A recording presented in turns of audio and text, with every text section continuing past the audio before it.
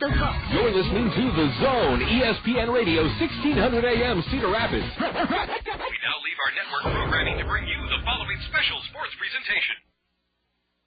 The history, the tradition, the fun of Kernels baseball.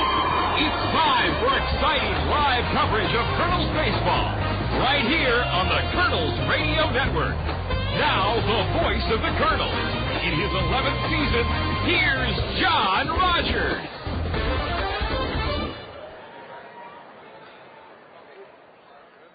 Seen the ball club go 4-2 so far, is slated for this. Well, this is John Rogers, and I'm sorry we're having a bit of problem with our South Slope Communications Triple Play show, but we'll get her queued up here and see if this will take us away. Game 7 of the Kernel 8-game homestand.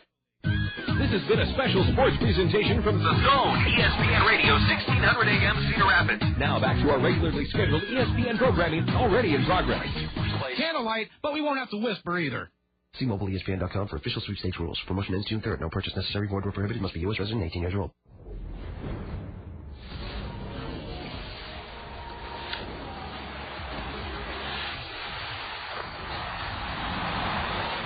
ESPN Radio Sports Center. I'm Kevin Winter. Final game of the first round of the NBA playoffs tonight. Game number 7 between the LA Lakers and the Phoenix Suns. A win tonight by the Suns. They'll become just the 8th team in NBA history to rally to win a best-of-7 series after trailing 3-1. Despite all the pressure tonight, Suns head coach Mike D'Antoni looking forward to it. It's going to be a great game. It's going to be the 7th game, and pressure's on both teams, and they'll leave it on the, you got Kobe out there running, and we'll have us doing our thing, and we feel good, obviously, about ourselves, and took the wind out of themselves a little bit. But it's just like us. They'll come back.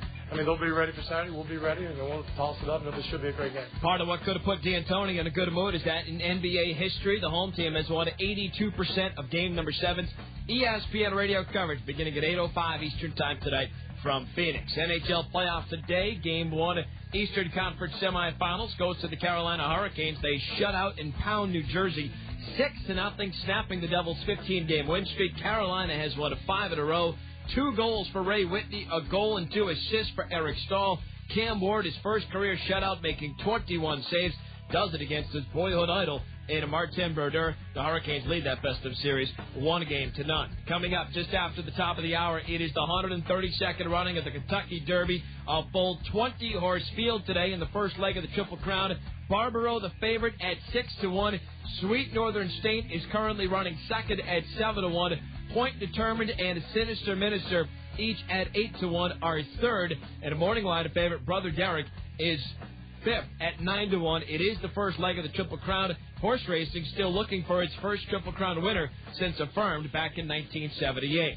Afternoon baseball today. They're in the top of the 7th from Oakland. The A's have a 2-1 lead over the Tampa Bay Devil Rays. Barry Zito still on the mound for Oakland. Angels shut out the Blue Jays 3-0. Kelvin Escobar and 2 relievers combining on a 4-hitter today. Escobar 6 2/3 to get the win. Mets rallied for a victory over the Braves 6-5. Kaz Matsui a 2-run double during a 4-run 7th. Edgar Renteria did have his 22nd consecutive game with a hit for Atlanta. Victor Zambrano left after just 4 batters for the New York Mets. He has right elbow discomfort.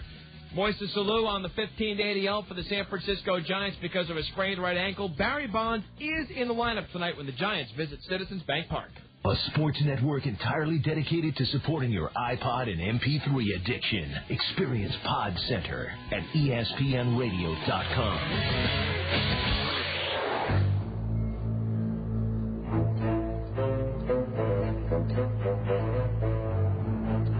Sometimes I don't want to talk over that music. You know what I'm saying, Johnny? Absolutely. Sometimes I don't want to talk over that music. It's May, and it feels like it's time to tee it up already. I know mini camps, half the teams in the league have their mini camps this weekend. The other half will continue to roll along next week and thereafter. Their OTAs, their on-the-field workouts as they continue to roll through this year-round thing that is the NFL. Now, John Clayton, Sean Salisbury here on the Huddle on ESPN, presented by the new AT&T. And just in case you missed Jeff Fisher, the head coach for the Tennessee Titans, on the Dan Patrick Show, You sign up to be an ESPN Radio Insider and download it right now. There's Mike and Mike, The Herd, Dan Patrick, the ESPN Radio Daily Podcast, and more on demand for whenever you want to listen on your iPod or MP3 player. Insider details at ESPNRadio.com. Johnny, our next guest, and I know he's going to be with us shortly. His son had a soccer game, which, John, as a parent, is there anything worse? I'm not, in all the years of playing, or whether you've, meeting deadlines or doing national TV, I'm not so sure there's anything more stressful than watching your child or the feelings you have when your kid's out there playing. You know what I'm saying? It's exciting, but man alive, you feel it's miserable. You feel miserable for your kid. Actually, the kids are far more resilient than the parents are. You know what I'm saying? Exactly. And, of course, Jim has 4 kids, and I think he has even a doubleheader today of soccer to go to at 2 different places. And so he's kind of running around like mad. So I'm glad he's going to be able to join us. How in the world does Coach Mora, Jim, and if anybody who hasn't seen Jim Mora, if you haven't, then come out of that hole you're living in, the head coach of the Atlanta Falcons. John, there's no way. He looks like he's, about 22, Johnny? Looks like he's 22, yeah. Yeah, and he's been coached. I can remember when Jimmy was in San Diego as coaching the defensive backs. Jimmy's been in this. He has more experience for a guy that is still so young in this league. It's amazing. Yeah, I think with him, too, number one, he loves the sport. Probably he comes from a great football family, too, obviously. As much as anybody. And I think his boundless energy just keeps him young because, when we talk to him and you listen to his voice, there's so much excitement, and he loves the game. And, the game keeps him young. John, when I talked when Jimmy got hired a couple of years ago to Keith Brooking, interviewed Keith Brooking for a show, the linebacker, the Pro Bowl linebacker for the Atlanta Falcons, I said, well, when talking to him about Jim and having him there and what a difference it's going to make, he said the energy was how contagious it is, that you can't help but, not only want to play harder, but, Jim, I call him, he's Red Bull. He's Red Bull as a coach on the sideline. Mm-hmm. You get some of Jim Moore, and all of a sudden it's going to tell you everybody looks like they're drinking Red Bull and getting after it because Jimmy's got so much enthusiasm. And, John, you could tell the difference between enthusiasm and false enthusiasm. We all know the difference. There's nothing false about how excited he is to get out there and coach and all the stress that goes with it. Jim loves it. Oh, no question about it. And I think it shows in the players. A lot of time the players reflect the personality of the team. No doubt. And you can kind of see that the Falcons are kind of a high-charged, high-energy type of team. And I think with the off-season that they have, they've picked up guys that are going to have that type of intensity. Look at John Abraham at defensive end. I think, getting Jimmy Williams, a first-round pick in the second round, energy is going to be there, too. This is a team, Lawyer Malloy, a big, hard-hitting safety. This team right now is even better than the one last year in a division that continues to get better and better and better. Yeah, the South's brutal. If you're in the South and you're faint of heart, you're in the wrong place. With the Saints are going to get better with Carolina and Tampa and the Atlanta Falcons. You can flip-flop. You're listening to The Zone, ESPN Radio, 1600 AM, Cedar Rapids. We now leave our network programming to bring you the following special sports presentation. This has been a special sports presentation from The Zone, ESPN Radio, 1600 AM, Cedar Rapids. Now back to our regularly scheduled ESPN programming already in progress. I think there's a little bit of debate now around the league because I know one of the top guys that does some research and some scouting kind of tells, if you take a 6'3", 6'2" cornerback, a lot of time there's going to be more failure with them than any other position. That's a survey that he's done for 10 years of drafting. And here's Jimmy Williams. He's 6'3", 213 pounds, has a 4.42 40. Part of that might be his height, okay, which, of course, is kind of silly. Secondly, I think that what happens is that there's different times where Jimmy's shown a little bit of immaturity. Like, for example, the story about his $350,000 Lamborghini, okay? One person, he puts an order in for a $350,000 Lamborghini, and because, as a rookie, that might not go over with the vets, particularly when you're going to practice. And his response was, well, then I'll just bring it to the games. How can a 6'3" guy fit in a Lamborghini, John? For $350,000, you can move the seat as far back as you want. Yeah, it'll be custom made. I'm sure about that. You think? Particularly when it's ordered.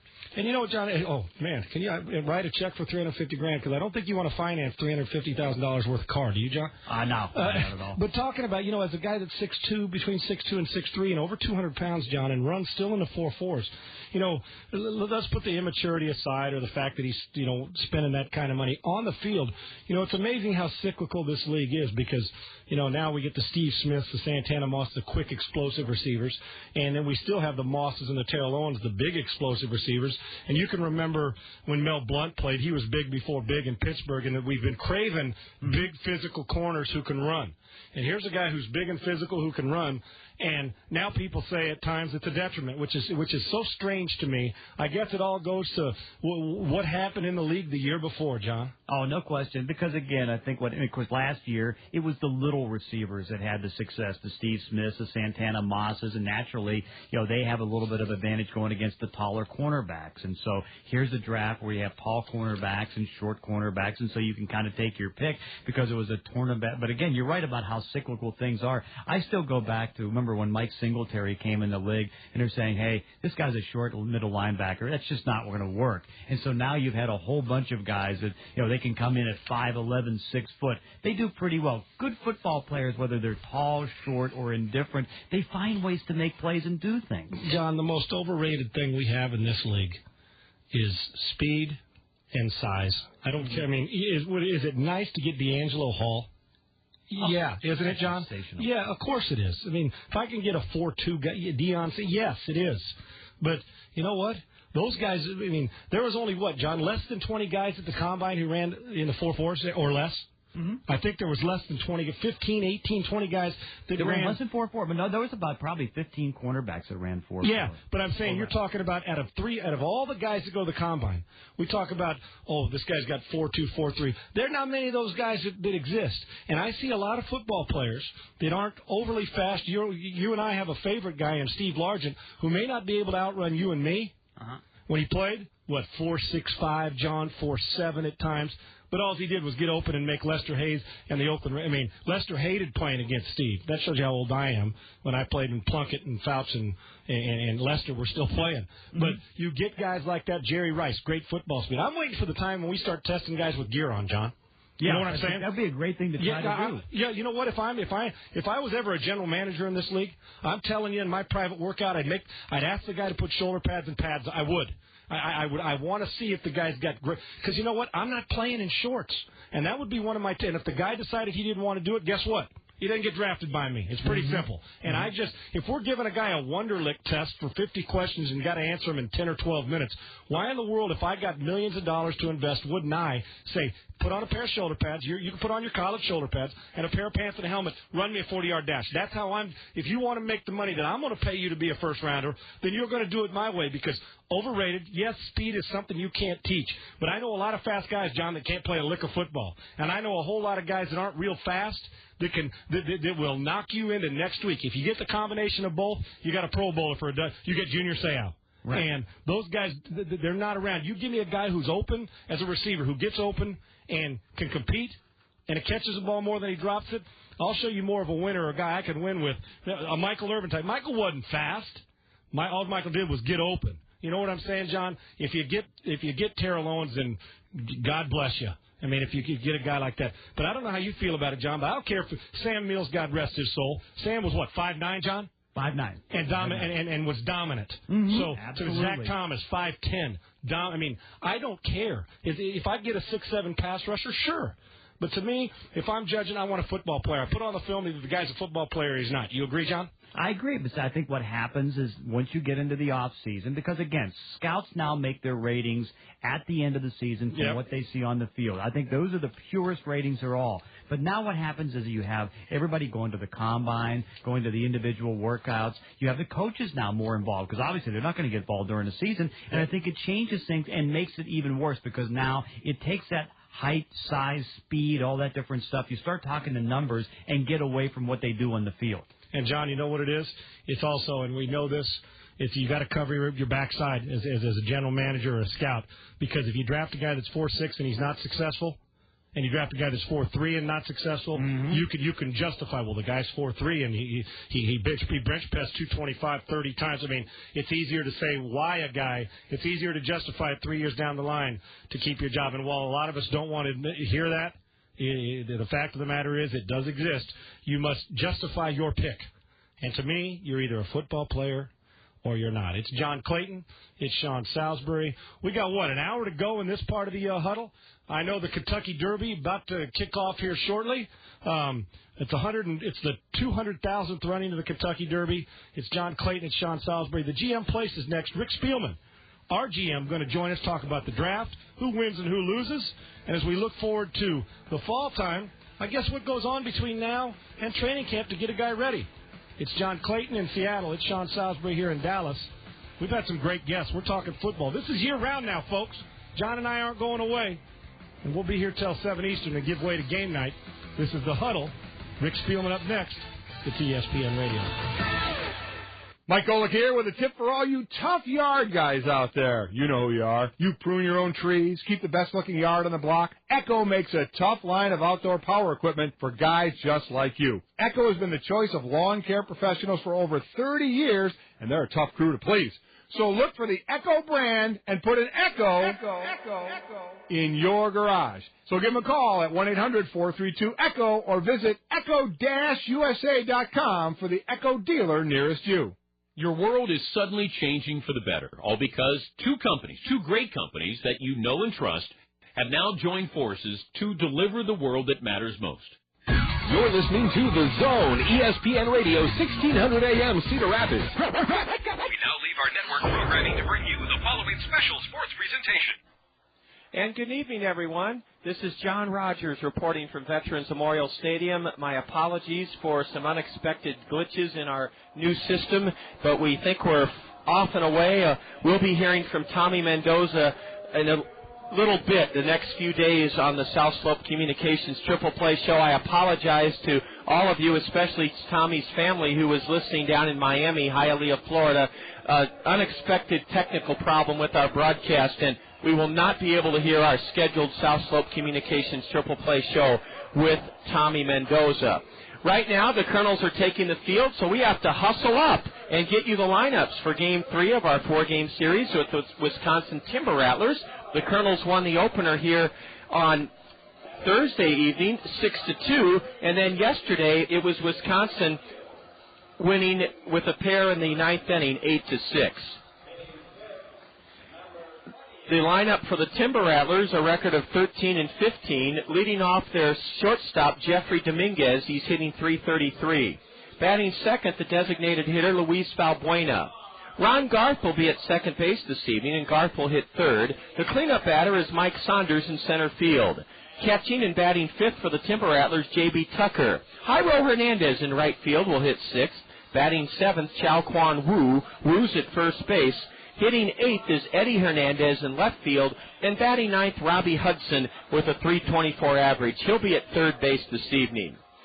On the hill is a lefty making his first start of the year after 10 relief appearances, 21-year-old southpaw Harold Williams. Harold Williams is on the hill. He's a Mariner 38th round pick in 2004, 6'4", 190 from Mount San Jacinto College out in California. The Kernels have taken the field. They've been joined by their Cost Cutters Dream Team companions.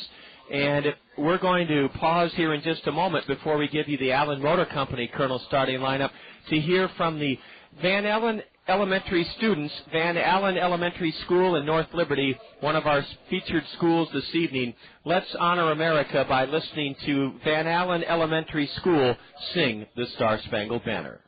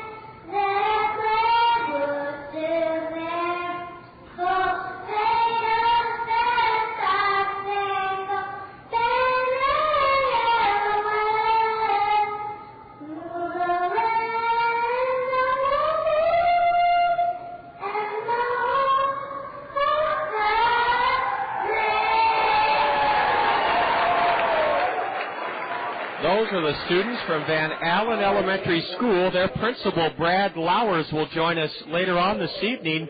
Beautiful evening, 64 degrees, and let's set the Allen Motor Company Kernel starting lineup for you. Now the 2005 Buick LeSabre is just $13,890 at Allen Motor Company. That's only $199 a month. The 2000 Buick Century at Allen's is only $12,495. That's only $179 a month.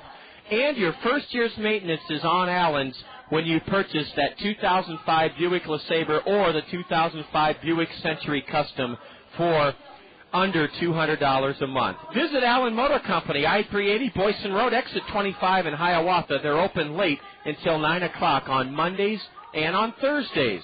The Allen Motor Company Kernel starting lineup has Brad Kuhn in center field leading off. Heinle Statius, the shortstop, he'll bat second. Hitting third in the Allen Motor Company order, he drove in 3 of the Kernel's 6 runs yesterday. Dallas Morris. Dallas will be at second base. The Kernel cleanup batters in left field, Jordan Renz. Serving as the designated hitter in the Allen Motor Company order is Flint Whipke. Whipke's riding a 6-game hitting streak, and he's batting 5th. He'll be followed by Mark Trumbo. Trumbo bats 6th at first base. Batting 7th, the third baseman, Travis Schlichting. Brett Martinez will hit 8th and catch. And in right field, batting 9th for the Kernels, he homered yesterday, his second of the year, Warner Madrigal. Rounding out the Allen Motor Company Kernel starting lineup on the hill is 21-year-old right-hander from Texas, Stephen Merrick. Stephen is 1-2 and lost 1. One of his 2 wins came against these Timber Rattlers before Easter up in Appleton. Stephen was a 4-2 winner, and he went 5 innings, allowed only 1 run on 4 hits, struck out 3, and walked 3. That's the Allen Motor Company Kernel starting lineup. Again, I apologize to all of you for our technical problems that did not allow us to hear from Tommy Mendoza. We'll do that later in the next couple of days. Ball 1 outside, and this game is underway. Right at 5 o'clock with a game time temperature of 63. There's a strike in to Jeffrey Dominguez. Jeffrey is ranked 6th in the league in hitting with a .333 average, and he takes just outside for ball 2. Dominguez, 1 for 3 yesterday, walked twice. He scored a run for the Timber Rattlers. Switch hitter batting left, and he swings at a fastball and didn't get it. Strike 2. Anderson and Brown Eye Care, as always, sponsors our umpires. And the fellow behind home plate is taking a step back in time, wearing here's a little looper into center, and it falls for a base hit in front of Brad Kuhn. Jeffrey Dominguez stroked a 2-2 pitch into center for a leadoff single. The last time I saw a balloon chest protector like the fellow behind the plate's wearing tonight was in the mid-'70s in the American League. The American League allowed their plate umpires to wear the balloon chest protectors. So we're taking a step back in time a bit. As Luis Valbuena, left-handed hitter, stands in, he holds his bat straight up and down, squares the butt, and takes a strike from Stephen Merrick, making his 6th start of the season, a 2.86 ERA for Stephen. 1 his last time out here at home on this homestand. Stephen was a 10-5 winner. He did not pitch particularly well, but pitched with a lot of determination. He went 5 innings on Sunday in the Kernel 10-5 win over South Bend. Gave the Silverhawks only 3 runs in 5 innings on 10 hits. A throw to first, and back safely is Jeffrey Dominguez standing up. Dominguez has singled into left center to start this game.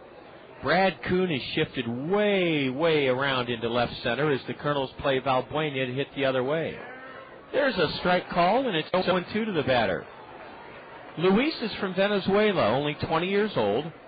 2 for 4 yesterday, drove in a run and scored in Wisconsin's big 5-run 5th inning. Dominguez leads away at first. The 0-2 is tipped foul behind home plate. The Kernels go with Schlichting at third. The shortstop's Heinle Statia. Dallas Morris is at second. And Mark Trumbo holding the runner, Dominguez at first. Jordan runs in left. Brad Coons in center, shifted way around into left center. And in right field, playing way off the line, is Warner Madrigal. The Kernels don't think Luis Valbuena can pull the ball or hit it into the right center field gap. Let's hope the Kernels are right. There goes the runner. Pitch outside a ball, throw to second, and the runner is out on a head-first slide. Oh, Brett Martinez with a pinpoint accurate throw to the shortstop, Heinle Stacia, and Jeffrey Dominguez was out on a head-first slide. I mean, it was a close play. It went catcher to short, 2-6, and that gives the Kernels a big lift. Meanwhile, though, the count, I believe, is 2-2. Here's a high drive into deep center. Brad Coon is drifting back. Still in front of the warning track in left center. Brad has it. Luis Valbuena gave it a ride, but flies out to the deepest part of the ballpark. 2 away now in this Wisconsin first inning. Wisconsin's wearing their gray road uniforms with maroon numbers trimmed in white, black socks, maroon caps with black bills. Look out, Stephen Merritt comes up and in and strikes Ron Garth in the left bicep, and Garth cringed in pain for a moment, but then trots down to first. He's there now with 2 out. So Ron Garth is the first batter that Stephen Merrick has hit this season. Garth aboard with 2 gone for Mike Saunders. Mike delivered the big blow in yesterday's Timber Rattler win. It was a bases loaded 3-run triple in the 5th that put Wisconsin ahead 5-1. A broken bat bouncer back to the hill. Merrick has it, lobs to first and the inning. Mike Saunders was jammed and he shattered his bat and bounced it back to the hill for the final out here in the first inning. A leadoff single, but a man caught stealing and a man hit in the Wisconsin first inning. That all adds up to no runs, 1 hit, no Colonel errors. The Timber Rattlers leave 1 man aboard. And after 1/2 inning, we're underway at Veterans Memorial Stadium on this lovely late Saturday afternoon. Wisconsin nothing, the Kernels coming to bat. This is Kernel Baseball on the Kernel Radio Network.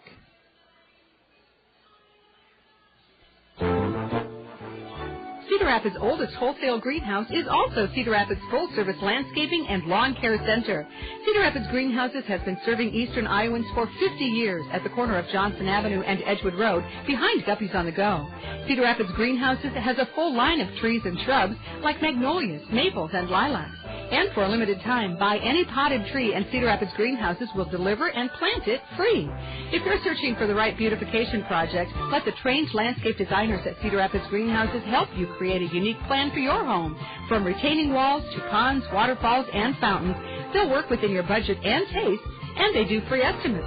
Lawn care featuring mowing, fertilization, seeding, sodding, aeration, dethatching, maintenance, and cleanup are all done with care and precision. For the highest quality and low prices, see the difference at Cedar Rapids Greenhouses, Eastern Iowa's full-service landscapers at the corner of Johnson Avenue and Edgewood Road.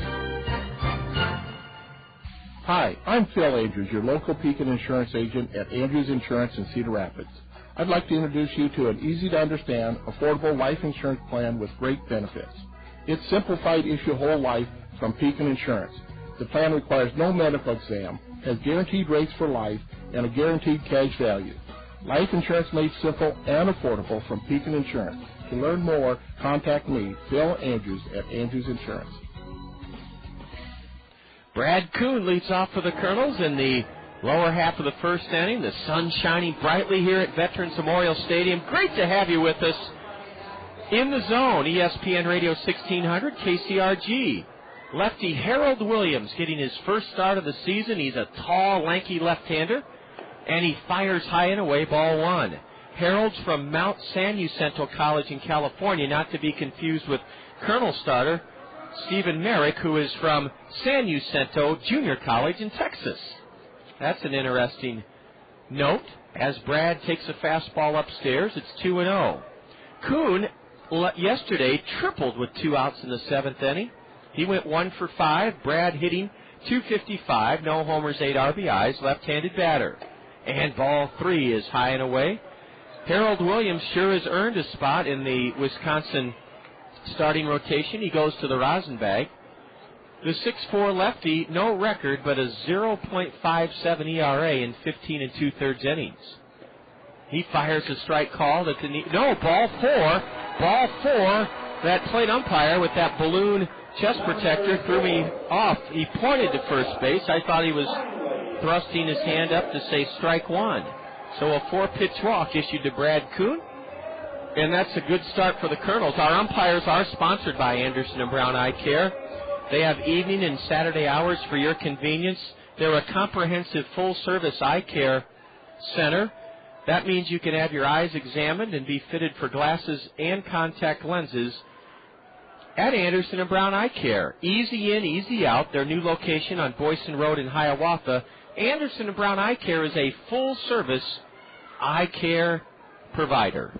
Ball 1 down and into Heinle Stacia. Heinle, a switch hitter, batting right with an open stance. He's 2 for 9 so far in this series. The runner goes, the delivery high, the throw to second, and it's a steal for Brad Kuhn. Brad Kuhn has stolen second base. It's his team high, 8th steal of the year, and I mean he went in hard, feet first. Ordinarily, Brad slides head first, but he went in feet first, and he made it. That's his 8th steal in 11 tries. The Kernels started this evening second in the league in steals, second to Quad City. The Kernels have now stolen 40 bases in 64 attempts. It was ball 2 to Heinle Stacia. Heinle doubled leading off the 4th yesterday, and he scored to tie the game at 1. There's a fastball low and in, ball 3 from Harold Williams, who is struggling. Now remember, the Timber Rattlers don't have their regular pitching coach on this trip. He's back in Appleton ill. Oliver Arias is serving as their pitching coach in place of Lance Painter. There's a strike at the letters, 3-1 to Heinle. Kernels in their white home uniforms with red batting helmets, red numbers on their white home uniforms, and Kernels in big block letters across the front in red. Stacia pops a bunt up to first. It's caught by Chow Kwan Woo. So Heinle Stacia on a 3-1 count tried not to sacrifice Brad Kuhn to third. Heinle was trying to bunt his way on, but his bunt went sailing skyward, and it was caught in front of the first base bag in fair ground, glasses down by Chow Kwan Woo. Well, that's too bad. That kind of turns the complexion of the entire inning around when you're ahead in the count 3-1, and then try to bunt for a base hit. Nothing wrong with that, but trying to get that bunt down, Heinle just couldn't do it. And it'll take a hit from Dallas Morris or Jordan Renz if the Kernels are to break out on top here this afternoon. We'll call it afternoon until 6 o'clock. Big group of folks out on the Randy Keel Confidence Picnic Pavilion that wraps around the left field foul pole tonight. It's our first full house of the season out on the Randy Keel Confidence Picnic Pavilion. A fastball. It looked good from here, but the plate umpire called it ball 1 to Dallas Morris. He had a big day yesterday, a 2-run homer in the 7th, cut Wisconsin's lead to 6-4, and then Dallas came through with a 2-out run scoring single in the 8th that tied the game at 6. Look out, a pitch inside has Dallas jackknifing out of the way. No score. We're in the bottom of the first inning. The Kernels have Kuhn at second with 1 out. And again, I want to extend my apologies to all, especially Tommy Mendoza's folks, for not being... There goes Kuhn, a pitch high, the throw to third. Brad's a goner. He's out by plenty. Ball 3 to Dallas Morris. So, you live by the sword and you die by the sword. Brad Kuhn caught trying to steal third. The caught stealing went catcher to third baseman. And it's now 3-0 to Dallas Morris. Never want to take away that assertive style of baseball that the Kernels have hung their hat on under Bobby Magianis. There's a strike at the letters on the inside corner.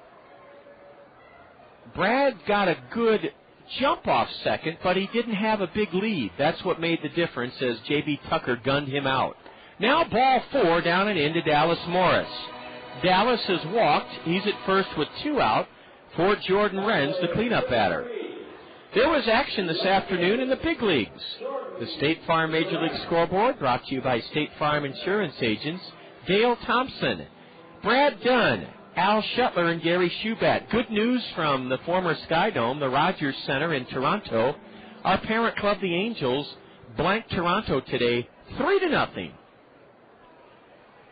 The first pitch to Jordan is grounded to third, cut off by Hudson, and he throws to second for the force of Dallas Morris.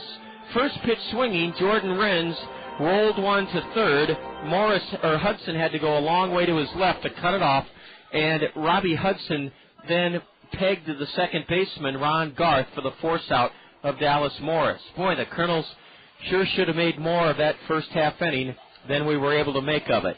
No runs, no hits, 2 walks, a stolen base, a man caught stealing. There were no Wisconsin errors, and the Kernels leave one aboard. We go to the top of the second, and it's the Kernels nothing, the Timber Rattlers nothing. This is Kernel Baseball on the Kernel Radio Network. Get ready for summer and beat high gas prices with a pre-owned vehicle from Randy Keel Honda. Their inventory is jam-packed with fuel-efficient vehicles designed to save you money.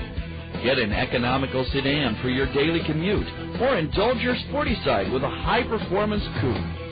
Randy Keel Honda carries a large selection of Honda certified pre-owned vehicles, backed by a 12-month, 12,000-mile comprehensive warranty and 7-year, 100,000-mile powertrain warranty. Need to haul the entire family? For a limited time, you can get special financing on Honda certified pre-owned Odysseys. Whatever your driving needs, Randy Keel Honda has the vehicle for you. Visit Randy Keel Honda on Centerpoint Road Northeast or online at randykeel.com. Randy Keel Honda, where they treat you right. Hy-Vee, the most respected and recognized brand name in our entire great state. Your Cedar Rapids and Marion Hy-Vees value the vital role professional baseball plays in our community's fabric. Our treasured tradition of affordable, wholesome entertainment that brings families, friends, work colleagues, and customers together for lifelong memories. Your Cedar Rapids and Marion Hy-Vees are proud to support the best thing going in eastern Iowa, the wonder of Kernels baseball. Stephen Merrick's first pitch is a strike on the inside corner, a fastball to catcher J.B. Tucker. He didn't play in yesterday's Wisconsin 8-6 win. J.B.'s a right-handed batter, and he bats from a low crouch, straightaway stance, and he shoots it down the right field line. 4 extra bases. Warner Madrigal will dig it out of the corner and make a strong throw to second, and just offline, or he might have had Tucker. J.B. Tucker has a leadoff double here in the second inning. And Wisconsin has a chance to break out on top here in the second inning. Tucker went the other way and lashed a pitch into the right field corner. Good play by Madrigal to dig it out before it reached the warning track even. And then he heaved a very strong throw into the shortstop Heinle Stacia, but J.B. Tucker beat the throw with a feet-first slide, and he's at second with nobody out. Here's Eddie Hernandez. Eddie is a left-handed batter. He didn't play yesterday, 0 for 3, with a run driven in and a walk in the series opener here on Thursday night. Left-handed hitter, and he plugs the first pitch foul off to the left, strike one. Eddie's a 21-year-old, 6'3", 170-pound left-handed hitting outfielder from the Dominican Republic.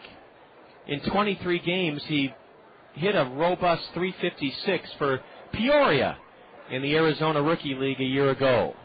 Here's Merrick spinning and throwing behind the runner, and it hits off the glove of Stacia, rolls back towards Heinle's shortstop position, but Stacio's able to retrieve it before J.B. Tucker can try to go to third. Wisconsin's record 13-15, but they're 8-5 on the road this spring. The Kernels are 14-14 rather. A swing and a foul by Jairo Hernandez.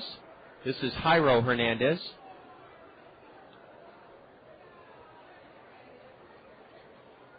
Or wait a minute, I think I had it right the first time. Yes, this is Eddie Hernandez. Excuse me, I said Jairo. It's Eddie.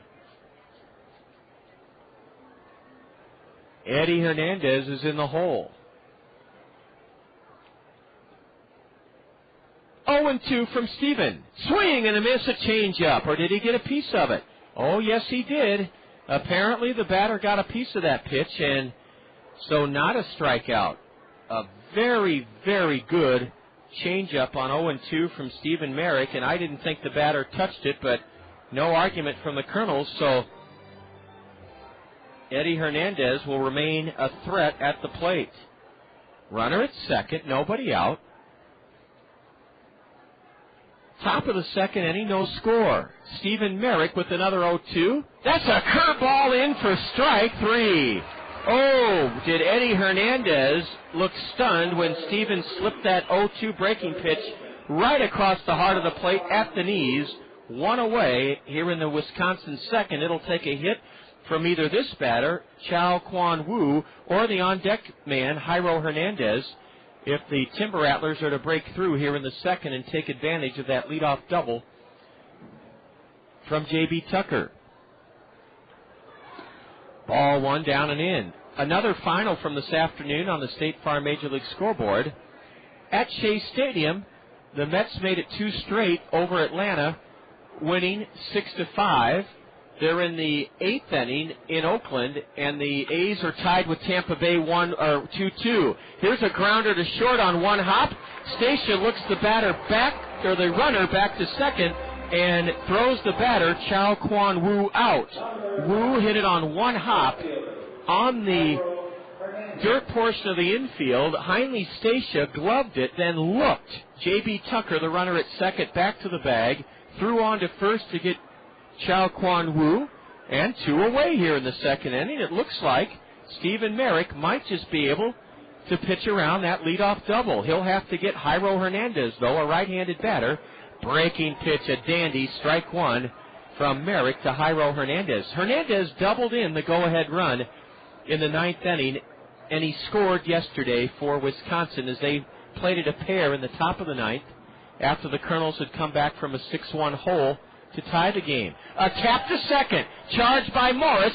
Dallas unloads from the infield grass and gets his man. Jairo Hernandez chops out to shallow second, and indeed, Stephen Merrick pitches around a leadoff double here in the Wisconsin second inning. No runs for the Timber Rattlers, 1 hit. There were no Colonel errors, and the Timber Rattlers leave a man aboard. They've stranded a pair. Let me tell you again that on the State Farm Major League scoreboard, they're now in the top of the 9th at Oakland. The Devil Rays and A's tied 2-2. And again, the Mets shaded Atlanta today 6-5. Our parent club, the Angels, blanked Toronto at Rogers Center in Canada 3-0. State Farm Insurance agents Gary Shubat, Al Shetler, Dale Thompson, and Brad Dunn bring us that look at the State Farm Major League scoreboard. We go to the bottom of the second here at Veterans Memorial Stadium with the game scoreless between the Kernels and Timber Rattlers. This is Kernel Baseball on the Kernel Radio Network. Smelly cat, smelly cat. What are they saying to you? What are you playing, Nigel? Well, I was just trading places with Phoebe from French. She's so funny. She's wicked. Cool. You know, Sierra Mist and TBS had their Trade Places with the Funniest Faces sweepstakes, where you can really trade places with your favorite characters and win the ultimate sitcom getaway. Yeah, just go to tbs.com to enter. You can win the Friends Ross and Rachel honeymoon trip to Vegas.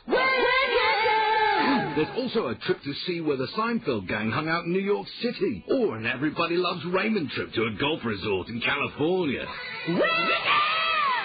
The Trade Places with the Funniest Faces sweepstakes. Just watch Friends on TBS and enter at tbs.com. Brought to you by Sierra Mist. It's that refreshing. No purchase necessary. Internet access required. Subject to official rules at tbs.com. Open to legal residents of the continental U.S. 18 or older. Void where prohibited. Ends 5/16/06. Service second to none. South Slope Cooperative. We're here for your communication needs. Internet service, telephone, and TV. As a cooperative telephone company, our members are owners. We make a good team. Service second to none. South Slope Cooperative Communications. Whipke, who's riding a 6-game hitting streak on this homestand, is fallen behind 0-2 as Harold Williams brings the 0-2 home. Swing and a miss, a fastball. A 3-pitch strikeout for Harold Williams. The Kernels look to have him backed into a corner in the first inning. Brad Kuhn drew a leadoff walk, stole second, and on a 3-1 count, Heinle Stacia tried to bunt his way on and popped up to the first baseman. Kuhn then was caught trying to steal third. Dallas Morris walked, but Jordan Renz, first pitch swinging, forced Morris at second, third base to second base. Mark Trumbo, right-handed batter, up for the first time, and a strike is in. A fastball from Harold Williams, tall lefty, who in 15 2/3 innings out of the Wisconsin bullpen this spring has only given up 8 hits. Breaking pitch is chopped to second. Easy play for Ron Garth, whose sidearm throw gets Mark Trumbo. Trumbo chops out to second, 2 away quickly here in the Kernels' second inning, no score. Williams, out of the Timber Rattler bullpen in 10 appearances, 15 2/3 innings pitched, striking out 28, walking 14, so he's prone to the base on balls. The Kernels drew 2 in the first inning, but could not capitalize. 2 gone here in the second, and Travis Schlichting at the plate. The sun is shining brightly. It's a beautiful 66 degrees as we speak, and Travis looks at a change-up low for ball 1. Schlichting 2 for 3 yesterday, scored in the 7th, scored in the 8th. Travis batting .260, right-handed hitter, open stance, and the lefty brings in a strike on the inside corner. Again, the Kernel record stands at 14 14, tied for, or sole possession of 4th place in the 8-team Western Division standings. A high drive into deep left center. Over is Mike Saunders. The center fielder has it. Mike Saunders had to go a long way to his right into the left center field gap to catch that towering drive by Travis Schlichting. The Kernels go 1-2-3-0 across in the second. As we head to the third on this beautiful late Saturday afternoon, it's the Kernels and Timber Rattlers scoreless. You're enjoying Kernel Baseball on the Kernel Radio Network.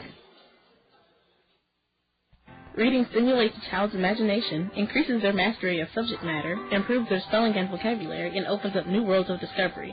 That's why Toyota Financial Services, the Gazette, and the Kernels are teaming up to encourage elementary students throughout the community to read. Kernels players will visit 38 elementary schools this spring to talk with students about the benefits of reading. Girls and boys will then be rewarded with nifty prizes for achieving reading milestones. Toyota Financial Services, the Gazette, and the Kernels, proud to stand behind our community's youth through reading. Next up, a musical taste of Dr. Pepper. It's a new spin on an old vibe from me to you. A tasty sip of Dr. Pepper for your ears, and it starts like this. I'm a pepper, he's a pepper, she's a pepper, we're a pepper, wouldn't you like to be a pepper? Now that's cool, but pepper tastes a little better. So let's slide in a taste of this. I'm a pepper, Right on. But there's still more to it. I mean, there's nothing like it, because every sip is a chicken mashup of 23 different flavors. So for the true taste of Dr. Pepper, we dial it up even more.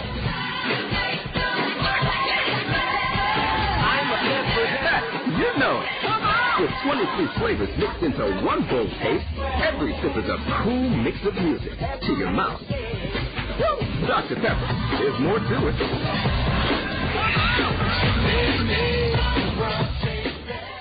After 2 innings, no score. The spark plug for this Wisconsin team, in my opinion, the man that makes them go, Robbie Hudson will be first up against Stephen Merrick. Merrick is standing in his white Kernel home uniform with blue cap and red bill and bright sunshine.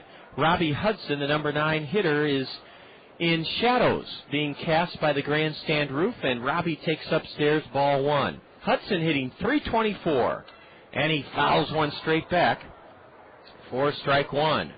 Hudson is 10th in the league in hitting with a .324 average. He walked and scored in the 3rd inning yesterday. He also drove in a run in the Timber Rattler 2-run ninth. He smashes one hard into left. Jordan Renz right there to make the catch. Jordan had to turn his feet a few steps quickly to his left and a hard-hit ball smacked into left by Robbie Hudson was caught by Jordan Renz for the first out here in the Wisconsin third inning. No score. To the top of the order we go. Jeffrey Dominguez, the switch-hitting shortstop, served as the DH yesterday in a swing and a miss by Dominguez. Stephen Merrick, M-A-R-E-K, 2-1 on the year, 2.86 ERA. Fastball in for a strike on the outside corner, led her high. Merrick has pitched 28 in the third innings this spring and given up 25 hits. Fan 23, walked only 7. And a changeup drifts low and away to the switch-hitting .333 batter who singled into center in the first but was thrown out trying to steal second, Jeffrey Dominguez. Curve, and that one's tapped on 2 hops to Mark Trumbo. Mark has it, then takes 3 quick steps to his left to step on the bag for the out. Mark Trumbo with an unassisted putout on a bouncer to first off the bat of Dominguez. 2 away here in the Wisconsin third inning. No score. I had a wonderful encounter and short conversation with Linda Dvorak. Linda's a longtime host mom for our players. A high pop-up to the left side of the Kernel infield off the bat of Valbuena. And it's caught in shallow left, just a few steps beyond the infield in shallow left by Heinle Stacia. Luis Valbuena has popped to short, and you talk about a quick and easy inning. Stephen Merrick retires Wisconsin in order in the third. Stevens now set down 6 straight Timber Rattlers. I'll get to the conversation I had with Linda Dvorak, the longtime Kernel host mom, when the Kernels come to bat in the bottom of the third. After 2.5, Kernels nothing, Timber Rattlers nothing. You're tuned to Kernel Baseball on the Kernel Radio Network. Who's that cool cooking man? King of the grill, who's your patio? It's time for Clement's Great Grill Challenge. If someone asks you, what's cooking, Daddy-O, tell them Clement's is always lean and juicy. The other guys have more fat, more flare-ups, and shrinking taste. Avoid unnecessary flare-ups. Never substitute fat for flavor. Always grill Clement's. King of the grill, man. Grill's hot. It's cool. Who's your patio? That calm and tranquil music could mean only one thing. A question from Peck's Flower and Garden Shop. Did you know that Mother's Day is less than 2 weeks away?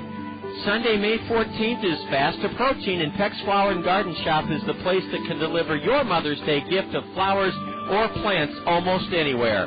Choose from one of Peck's many thoughtful fresh flower bouquets and growing plant arrangements. Your mom will be delighted when she receives flowers or plants from Peck's.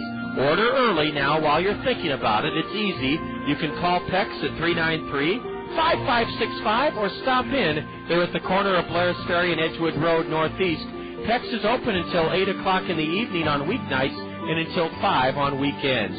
Be sure to visit Peck's website at www.pecksflorist.com. Peck's Flower and Garden Shop. They've been delivering Mother's Day smiles since 1956. And thanks to Pat from Peck's for that message, and thanks to our broadcast assistant, Lubita Hill, for writing it up in such a easy and inspiring way to deliver. It's 0-2 suddenly to Brett Martinez, the Kernel catcher. Williams with the 0-2 misses high and outside. Brett Martinez has been scuffling just a little bit at the dish, so he's been tucked into the number 8 slot in the Allen Motor Company batting order. Brett didn't play yesterday. He's 1 for his last 12. There's ball 2 high and outside to the right-handed hitting catcher, Brett Martinez. No score.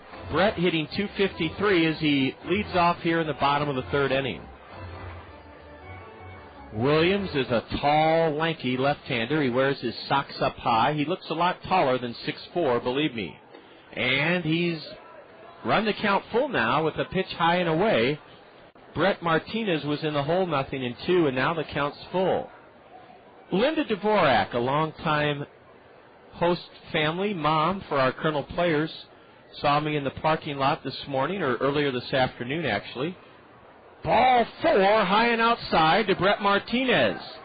Brett laid off that tempting pitch above his letters and took it for ball 4, and the Kernels now have been issued 3 base on balls by lefty Harold Williams. Linda said, John, I really enjoy your broadcast, especially when you have the guests on. For instance, coming up in the 4th inning, Brad Lowers will be here from James Van Allen Elementary School, but Linda said, could you give the score just a little more often? And that's one of the cardinal rules of broadcasting. I sure will try to do that, Linda, for you and the rest of the loyal, great listeners. No score here in the bottom of the 3rd as Warner Madrigal chased a pitch above his shoulders, swung and missed, strike 1. Warner is hot. He's 3 for 6 in this series. He homered in the 6th inning here yesterday. Right-handed batter. And a swing and a miss on a high fastball, strike 2. That one at 89 miles an hour. So Williams is ahead of Madrigal, no balls, 2 strikes.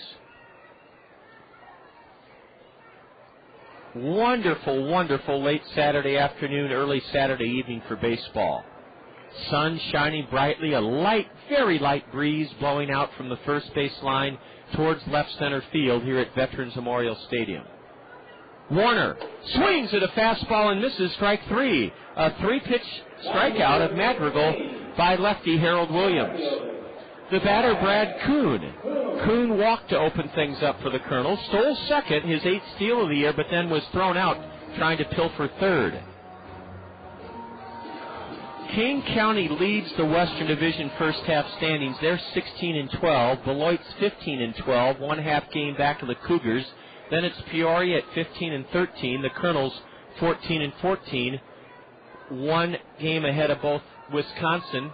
Here's a pitch off the catcher's glove. He'll throw to second, and a runner safe on a bang-bang play at second. Brett Martinez advances to second on what will be a pass ball, charged to J.B. Tucker. Wow. Some daring base running by Brett Martinez. The ball only trickled about 4 feet to the right of the catcher after he dropped the pitch for a pass ball. Brett lit out for second in a bang-bang play. Jeffrey Dominguez thought that Martinez was out at second, but the base umpire signaled safe. Now Brad Kuhn on a 1-0 count takes inside, ball 2. It is a pass ball, according to our scorekeeper, Al Gruwell. The outfield plays Brad straight away. Kuhn is a left-handed hitter facing a tall southpaw, Harold Williams, with the go-ahead run at second. 1 away here in the bottom of the 3rd inning. There's a fastball upstairs, and it's 3-0 now to Brad Kuhn. The Kernels as a ball club are hitting .247. 10th highest average in the Midwest League. 10th of 14 teams. Kuhn on a 3-0 delivery. Takes a letter-high fastball for a strike.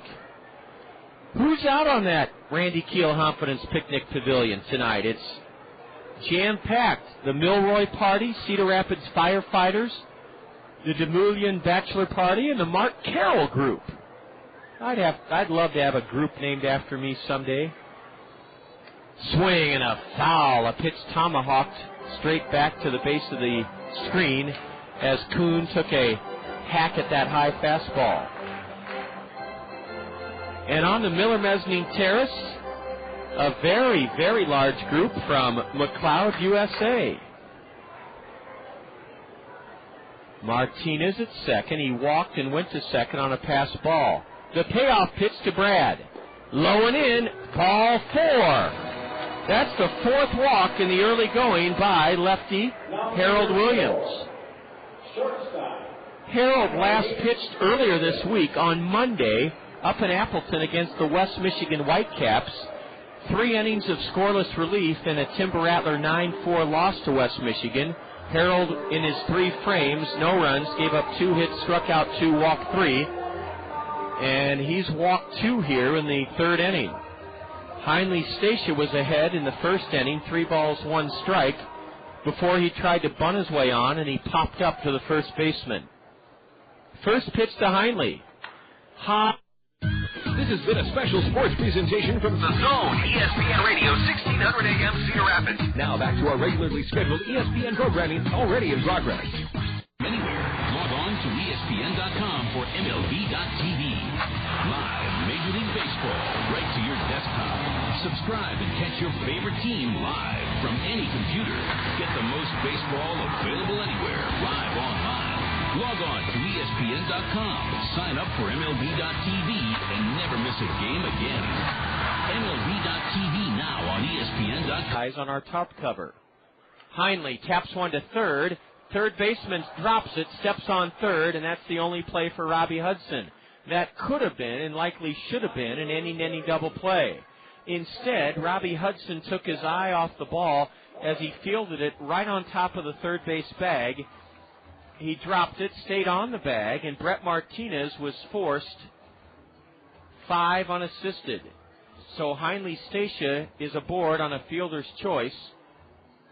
Martinez forced at third on the ground ball right up the third baseline off the bat of Stacia. 2 on, 2 out for Dallas Morris here in the bottom of the third inning. No score.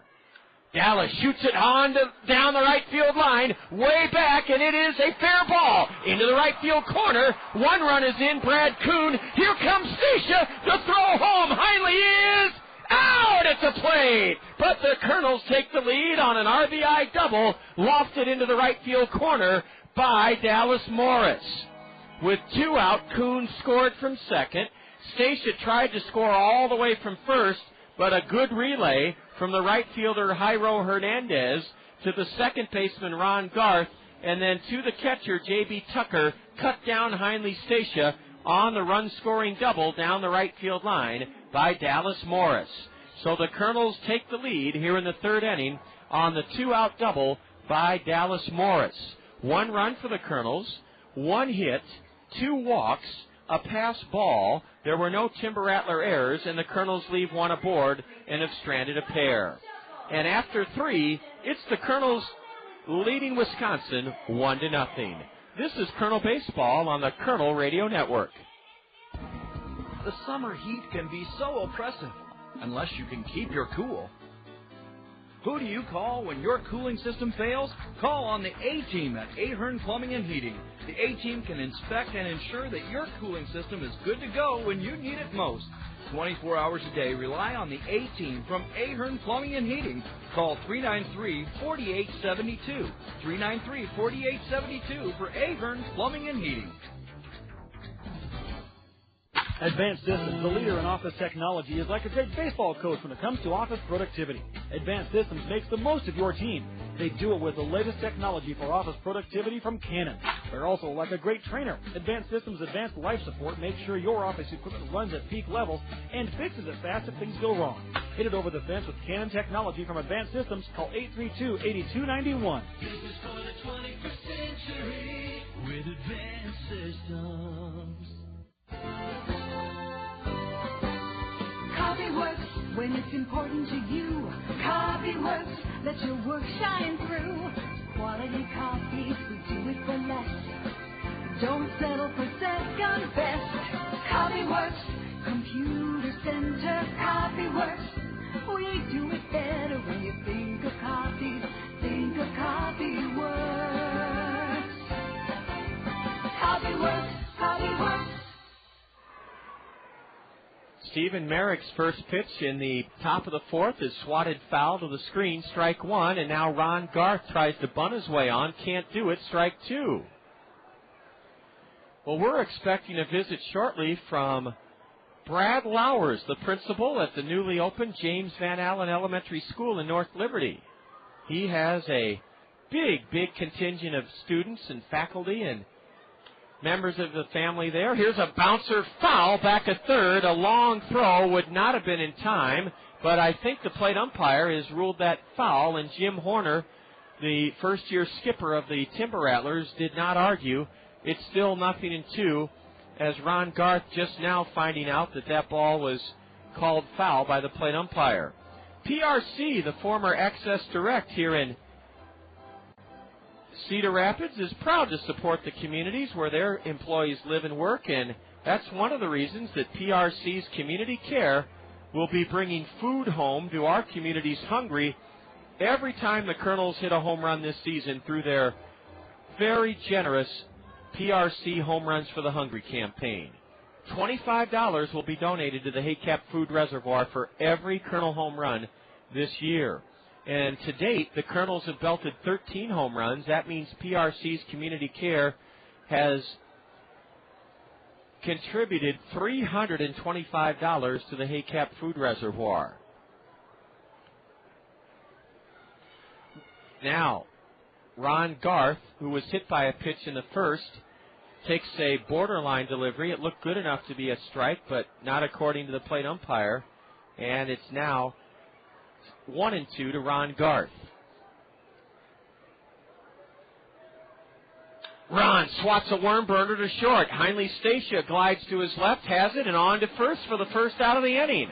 Stephen Merrick has now set down 7 straight Timber Rattler batters. Since a leadoff double from J.B. Tucker in the second, Merrick has been spotless. That's 7 in a row. 1-0 Kernels here in the top of the 4th inning. What a delightful evening we have, and tomorrow the weather's even supposed to be more spectacular. The gates open at 1. You'll want to come early. It's a Sunday family fun day here at Veterans Memorial Stadium. The Kernel ball players will be out in front of their first base home dugout to sign autographs for you from 1:20 until 1:40. Popcorn's only $1 tomorrow. Ball 1 low to Saunders, and now a changeup downstairs, 2-0 to Mike Saunders, who bounced out to the hill. Stephen Merrick took his broken bat bouncer and threw him out to end the first inning. Stephen takes a big breath, shrugs his shoulders, and fires a strike on the outside corner. Brad Lowers is here from James Van Allen School in North Liberty. Brad, thank you very much. Brad Lowers has made it here, and we can't wait to hear. Brad, when I first met you 2 years ago, you were finishing up your time at Mark Twain, and you were telling me a very exciting story about a new school that had been broken ground on in North Liberty. Here's a 2-2, and it's low, a full count. Now, Brad, how long has James Van Allen been up and running now?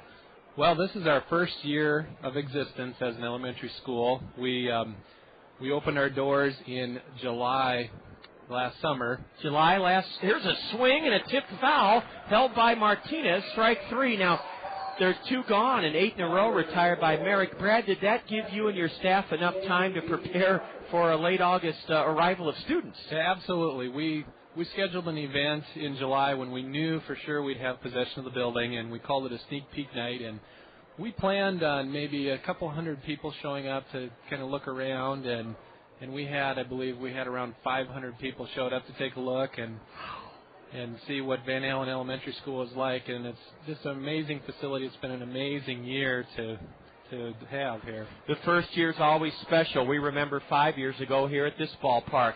A high fly ball into straightaway right, and glasses on. Warner Madrigal spears it to end the inning. That's 9 straight retired by Stephen Merrick since a leadoff double by J.B. Tucker opened the Wisconsin second. We've just kind of teased you with the wonderful new facility that Principal Brad Lowers will be telling you about. James Van Allen Elementary School. They're here tonight along with folks from Holy Family Schools, and we'll hear a lot more from Brad during these middle couple of innings about that fabulous new school that he heads, James Van Allen Elementary. The Kernels come to bat in the bottom of the 4th inning, holding a 1-0 lead over Wisconsin. This is Kernel Baseball on the Kernel Radio Network. Fairfax State Savings Bank is paying you to come to the ballpark every Wednesday this season. You heard right.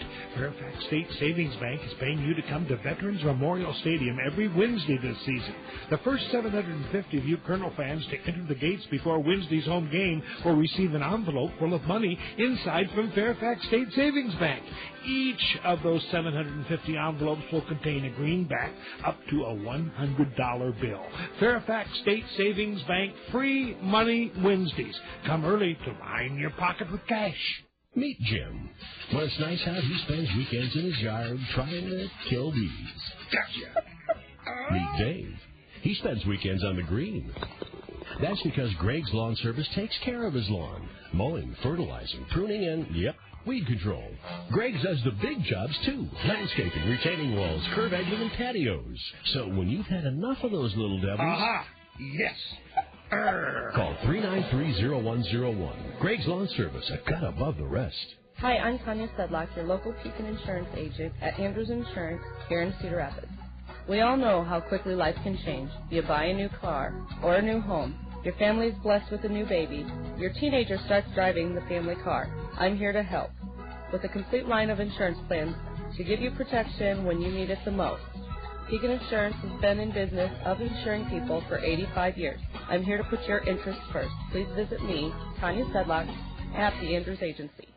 Along with Van Allen Elementary School Principal Brad Lowers, I'm John Rogers, and we're opening up the fourth inning. Fast-moving game. The shadows that are cast by the grandstand roof are slowly creeping out to the edge of the mound now, but Harold Williams still standing in bright sunshine. The lefty misses with a first pitch fastball, and now Renz corks one hard on the ground past third. Foul ball, strike one. Well, Brad Lowers, let's start from the beginning. James Van Allen, isn't that a name that's familiar on the University of Iowa's campus? Absolutely. Dr. Van Allen is one of the premier names in physics and in early space exploration, and his contributions to the field of science are amazing. Several years ago, as Sputnik was going up in the air. Yes. Here's Renz fouling a 2-1 pitch straight back, 2-2.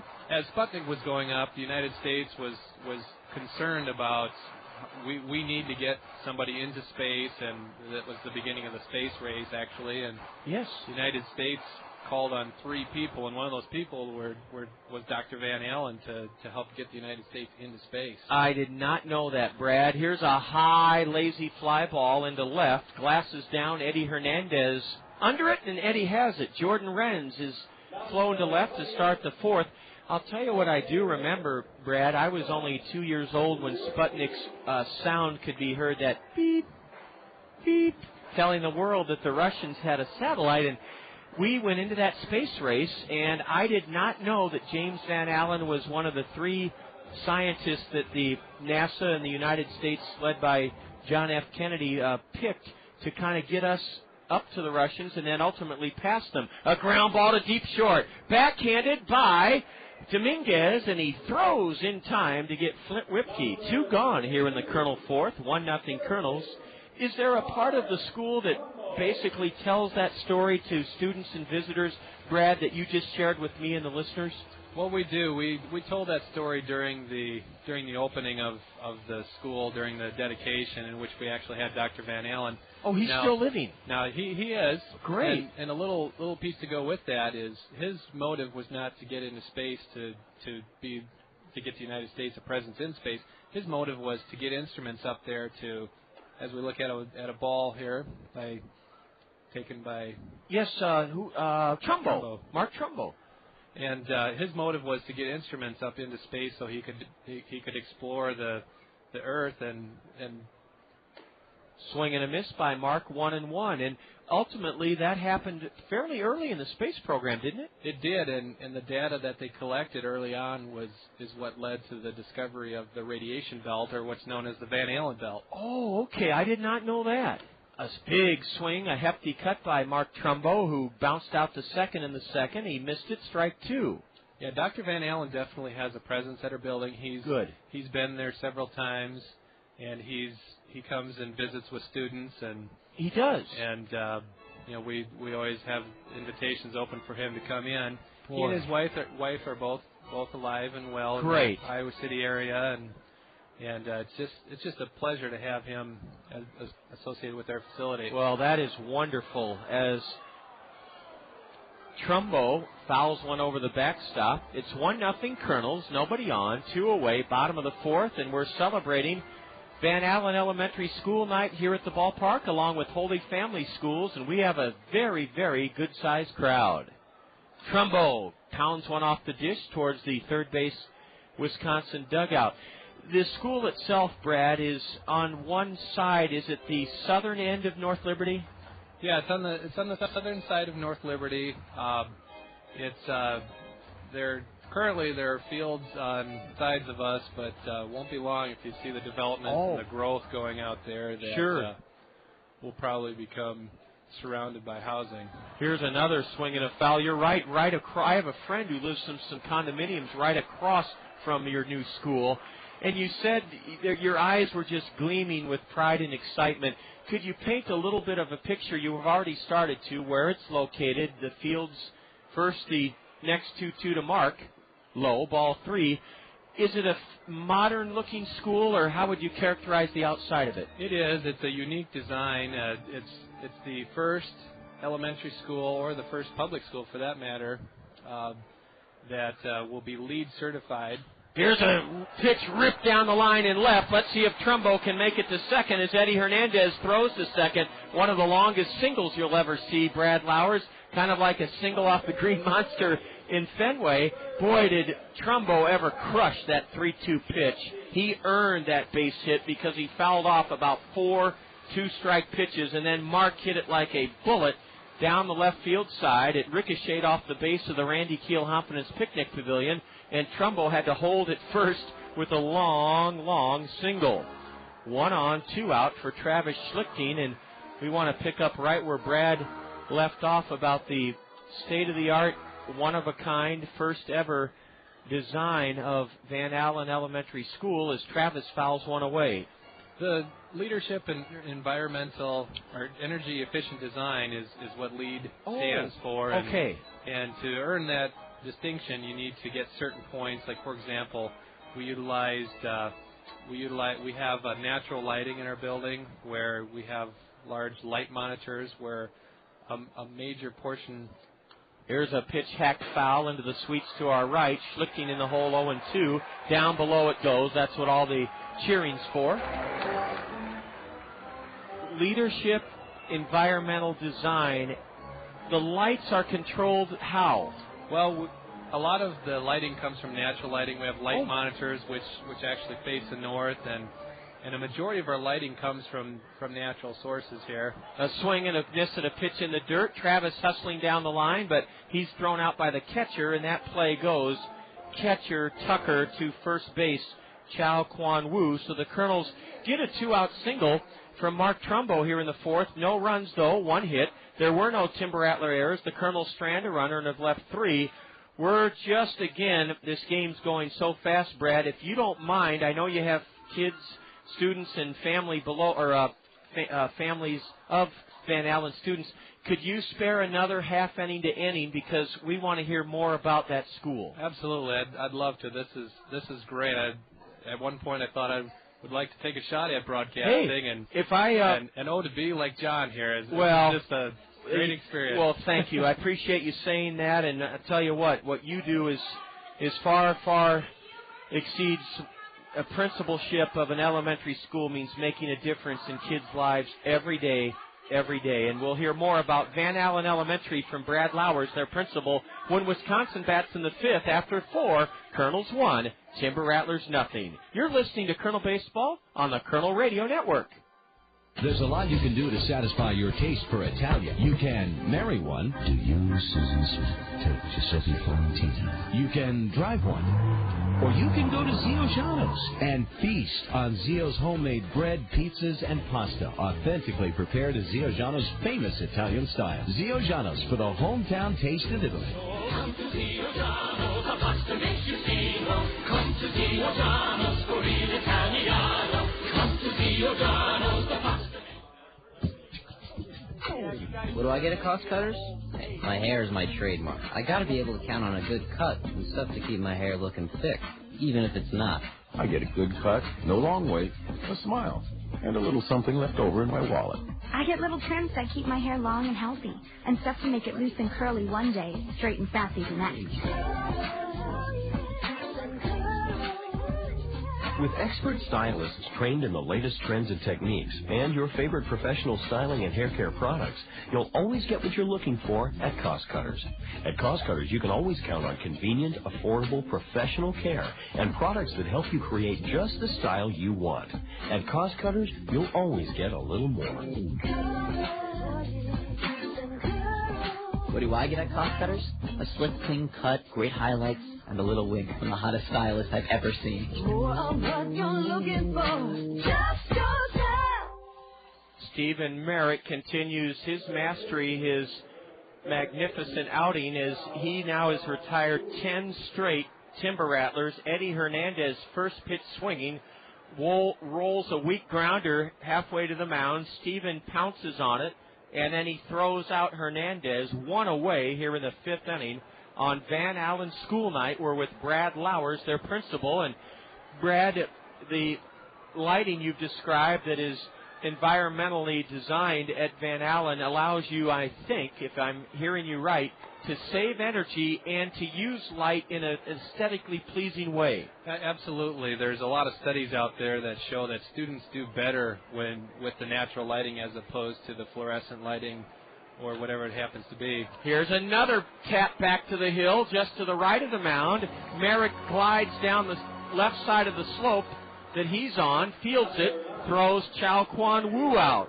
Stephen Merrick has fielded his position flawlessly tonight. That's his third assist, and he's now set down 11 straight Wisconsin batters. 1-0 Kernels, top of the fifth inning. Brad, the pace of this game is more like a hockey game, and we want you to be able to paint a picture to let our listeners know what is so special and unique about Van Allen Elementary in North Liberty. You've done a great job. In addition to the lighting, what is unique about it? First pitch and a swing and a miss by Jairo Hernandez. Well, we also have geothermal heating and cooling, and also to earn LEED certification, you need to do certain things like we recycled as a swing and a miss here by Jairo Hernandez. And it's 0-2. Sorry, John. No. Don't want to steal your fire brother, there. You got it perfect. You got his name right, and he took a mighty cut. I thought recycling was probably part of the LEED environmental certification. Steve Wright 3 called. That one, Brad. Read to our listeners what it was clocked on the Bank Iowa speed pitch indicator. It was clocked at a very high level for this level of baseball. 93 miles per hour. He's bringing the gas tonight, John. Woo! Strike 3 called to Jairo Hernandez, and that's 12 in a row retired by Stephen Merrick, who's having a phenomenal outing so far here this evening. We're going to keep it right here for just a little bit, and we have that leeway with our advertising log. And Brad Lowers, the type of recycling at James Van Allen? Well, approximately 75% of the construction materials were recycled after the fact, and we also used, like, for example, some of the materials we used were like a wheat board type material for some of the cabinetry, and just to earn LEED certification, like I mentioned, the geothermal heating and the cooling. There's a lot of features.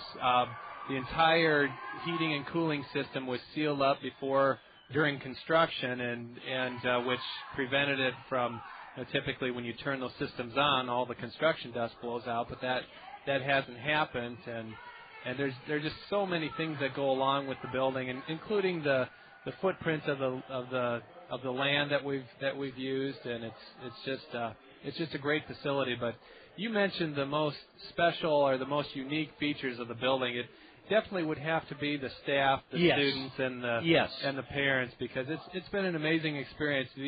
These parents and students were at different elementary schools the previous year. Not all from one. No, they were not. Penn and Wickham were the two elementary schools, and the parents were told that they'd have to move, and sometimes that creates a difficult situation. Oh, it can really, yes. But everybody has just been positive and been excited to be there, and it's a good place to be. We've got great staff, great parents, great kids. I'm glad you said that, Brad, because, yes, all the things you talked about before that are very important to the learning environment, but nothing can replace your teachers, staff, parents, students, and the dedication and the environment, the attitude, the atmosphere, the esprit de corps, the feel of the school. 1 ball, 1 strike to Brett Martinez, and now Harold Williams delivers a strike at the knees. 1-2. We're already in the bottom of the fifth inning. 1-0 Kernels. An RBI double by Dallas Morris with 2 out in the third. Chased home Brad Kuhn from second, who had walked. Now Martinez takes a pitch high in the zone and whacks it straight back, foul. Strike, or the count remains 1-2. Brad Lowers is the principal at James Van Allen Elementary in North Liberty. And Brad, how many students go there from that melting pot approach that you took? Right now we have approximately 400 students, opened up to more students than we anticipated, and we continue to grow. Next year we'll be gaining a large kindergarten class and losing a fairly small 6th grade class, so we're projected to be up at 437 students next year. So, and we have a swing and a miss here by Martinez. That's strike 3, and that's the first out of the inning. And Brad, is the facility and the faculty, is the budget, facility, and the people power prepared for that kind of increase in enrollment? Well, I know the district has been in the process of purchasing some land in North Liberty, Coralville. I kind of blur the lines a little bit. I'm not exactly sure where it's at, but they've also purchased some land down in the Camp Cardinal area as well. So they're starting to identify that as we have a strike 1 here to Warner Madrigal. Yes, he struck out on 3 pitches, swinging in the third. He takes a curve for a strike. Now a little number foul towards the Wisconsin dugout. Brad, you have a real love not only of baseball, but sportscasting's kind of in your blood.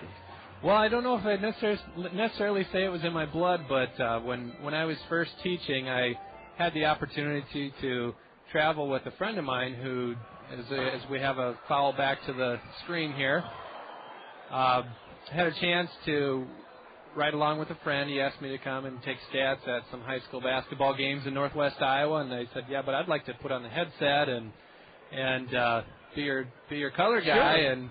and so I did that. And sounds like he had fun with it. Here's a high pop foul, knuckling towards the Wisconsin third base dugout, and a terrific running catch from underneath his mask by J.B. Tucker. He had to go at least 60 feet to his left, and on the warning track material in front of the Timber Rattler dugout, J.B. Tucker makes the catch on Madrigal's foul pop, and there are 2 gone here in the 5th inning. This is turning out to be some match of pinpoint pitching from Kernel starter Stephen Merrick, who's retired 12 straight Timber Rattlers, and Harold Williams, who has allowed only 2 hits in 4 2/3. Kuhn takes a strike. It was a letter-high fastball. Brad faked a bunt and took it for strike 1. We're in the bottom of the 5th inning already. The game barely an hour old. You're listening to ESPN Radio 1600, KCRG, Cedar Rapids. A curve is strike 2 to Brad. Yeah, I'm glad you remember that, John. Like I said, I had the opportunity to do color for the season, and lo and behold, the gentleman that I was going with, his son was sick, and so I just got to take over and do the play-by-play. Now, basketball is quite a bit different game than this because there's always something happening. A little faster pace, yeah. And here you get to talk to people like me about elementary schools. That's right, and that's what makes it special, that you would think enough of our entertainment value and our wholesome family approach to things, Brad, to organize such a great turnout. Over 120 strong. Ball 2 to Kuhn. Ooh, a borderline pitch just missed outside. Ball 3. Colonel broadcast assistant Luvita Hill is here right on schedule in the 6th inning.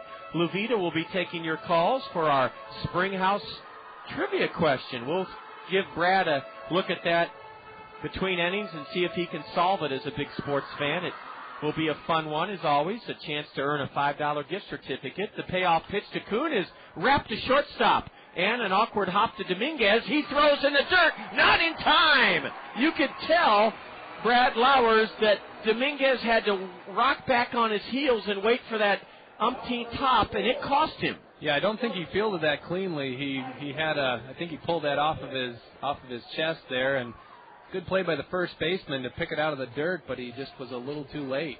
Yes, and they'll charge Dominguez with an error. You're right, he bobbled it up against his chest, and that's the pitch limit for lefty Harold Williams. Well, he certainly has to be proud. Now, wait a minute, they've given Kuhn a base hit on that, I believe. So we'll wait and see from Al Gruwell. A call that could go either way, but I thought Dominguez should have charged the ball. In his defense, he got a very tough in between hop, as Brad Lauer said. Harold Williams does a great job in his first start as a Timber Rattler. He goes 4 2/3. So far, he's surrendered only 1 run on just 3 hits. Harold, the lefty, struck out 3. He struck out 4. He walked 4, and he gives way to a right-hander, and we'll get a look at who this new hurler is for Wisconsin. Brad Lauers is with us from Van Allen Elementary School in North Liberty, and this new hurler for Wisconsin appears to be Ruben Flores. It is Ruben Flores. Brad Lauers, I've lived in eastern Iowa for 11 years. And even when I moved here in 1996, North Liberty was a very quiet, small agricultural community. Beautiful, still is a beautiful. But what, in your opinion, has made it the place to be in eastern Iowa in terms of its popularity? Well, our school actually takes in students from North Liberty and Coralville. I think a lot of people are looking to move a little bit out of the more, if you want to call Iowa City an urban area, but a lot of lots with wooded areas, a little bit more space. Yes. A lot of young families with children, so Sure. They want a little bit bigger yards to run around with. That makes sense. And I think that's one of the big draws. And North Liberty, it took us. We actually live in North Liberty, but it took us less than 30 minutes to get up here to the ballpark. So that's convenient. So you have it's close enough to Cedar Rapids where you can work in both places. So those are some of the things that are drawing the people there. You bring up a great point, Brad, about larger lawn and yard sizes, and the commute to Cedar Rapids is so easy. And then if you work in Coralville or Iowa City or Riverside or Hills, it's a perfect place to live. And North Liberty has such a great reputation for being a safe, affordable, pretty place to live. Right. I don't have statistics here with me, but I heard at one time it's one of the, if not the fastest growing city in Iowa. It's one of the, I know it's one of the top 5 for sure. I believe, yes, certainly. Brad, what's your background? How does a young guy like you arise to the pinnacle of education? Well, I don't know if I'd go quite that far, John, but I started out as a 3rd grade teacher, and I also taught 1st grade, and I was working on my administrative degree. I wasn't really sure I wanted to get out of the classroom because the reason I'm in this business is because of the kids, but a position came open in the school that I was teaching in, and I thought, if I knew some of the people that may be applying for that position, I thought, I think I could do at least a better job than those folks could do, and so I went for it, and yep. I've been in administration for the past 6 years now. It's a great way to still be in contact with kids. Yes. And have a big impact on a lot of people as well. Right. Those 2 words, a big impact. You can be influential, and with, as you said, the great staff you have there at James Van Allen. It's 2 balls, 1 strike on Heinle Stacia. There goes the runner, and a pitch ripped into the backstop and ricochets into the Wisconsin dugout. A hit and run was on. Ruben Flores, a slender right-hander from El Paso Community College, 6'4", 170, 21-year-old, has taken over. He didn't pitch last season due to a torn labrum in his right shoulder. Brad's waving down to some of his students. They're all seated together in the club section between home plate and the Kernel first base dugout. Brad will be rejoining that fun down below in just a little bit. Ooh, a changeup just low, and it's ball 3. Well, Brad, I'm not sure how much longer the Kernels will be batting here in the 5th. I hope it's another 10 or 15 minutes, but we want to begin to thank you for putting together this wonderful event. There goes the runner. The 3-2 is a hot shot to second. Down to get it Garth, and he throws out Heinle Stacia to end the inning. In the 5th for the Kernels, no runs, 1 hit at infield single. There were no Wisconsin errors. The Kernels leave a runner and have stranded 4. Brad Lauers, please enjoy the rest of this great Saturday evening, and thank you for the work you do at that wonderful new school, James Van Allen Elementary School. We really appreciate it. Absolutely. Thank you very much, John. It's a great family environment here at the ballpark, and it's a good way to bring families together and do a little community building within our school. So thank you for the job you guys do. This is a great experience here, both with you and working with Andrea and arranging this, and everybody's been great to work with. So I appreciate that. Thank you so much. Brad Lowers, thank you. Now you stay close by because I want to give you some information on how a former student of yours can look at some broadcasting opportunities. We go to the 6th inning, 1-0 Kernels. This is Kernel Baseball on the Kernel Radio Network. With spring comes a sound we're all familiar with, lawnmowers. The Solid Waste and Recycling Department encourages you to mulch your grass this year, though, instead of bag. It's a practice known as grass cycling. Why grass cycling? Well, it saves time because you don't have to rake or bag your grass clippings. But it also saves money because those clippings contain essential nutrients, reducing your need for expensive fertilizers. Best of all, grass cycling helps to save landfill space. Do your part. Grass cycle. This message from the Solid Waste and Recycling Department.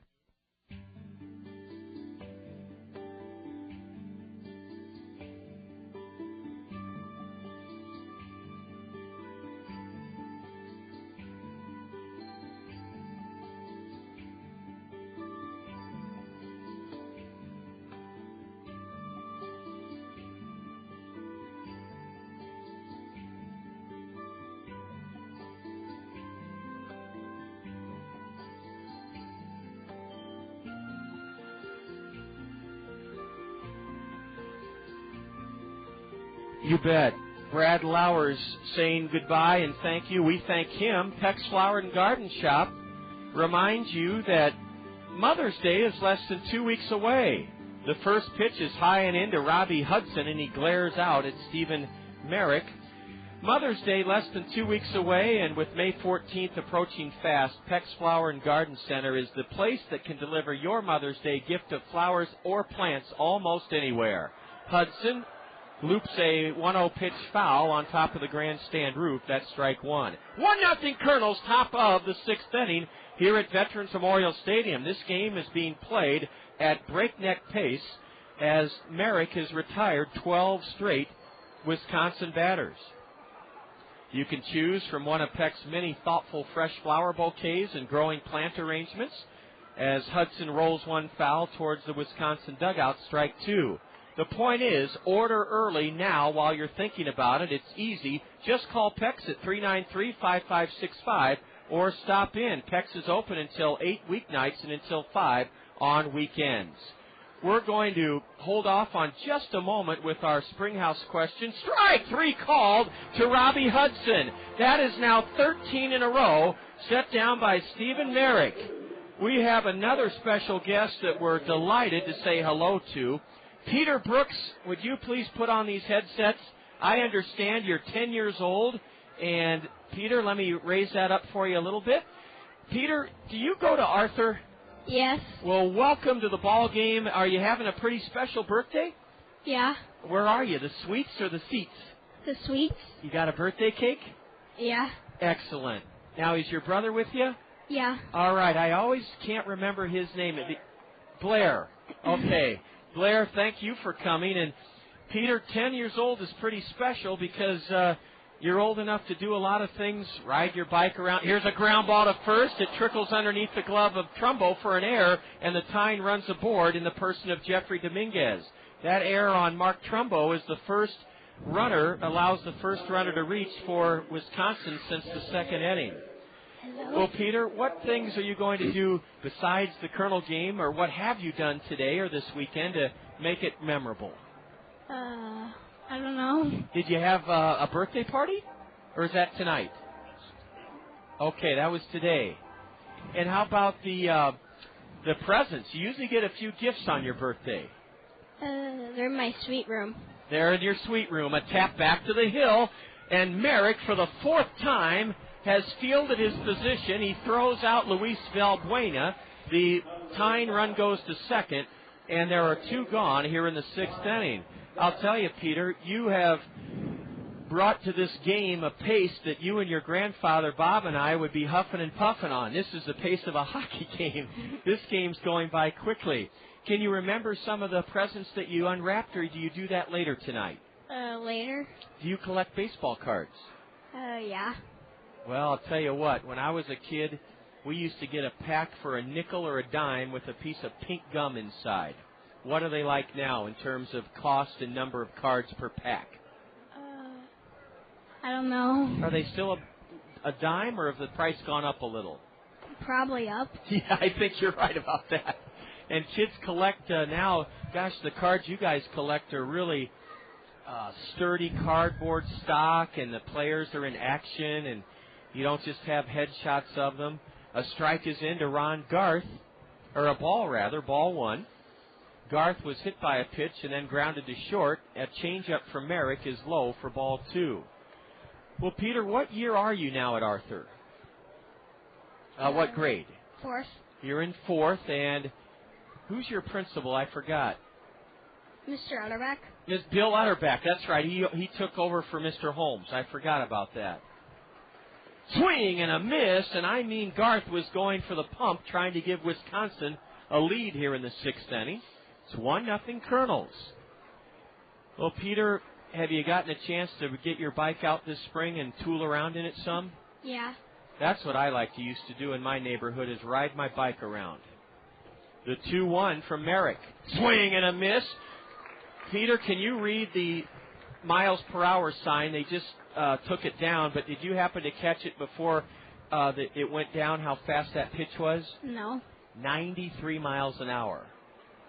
I couldn't even see that pitch if I was the batter. Woo! 93 mile an hour fastball. 2-2 now to Garth, the tying run at second, top of the 6th.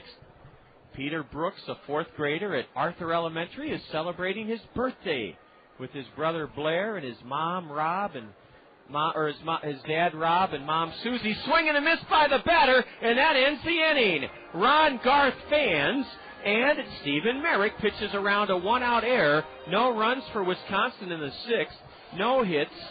1 Kernel error. Timber Rattlers leave a runner. They've left 3. Well, Peter, the eyeball race is coming out.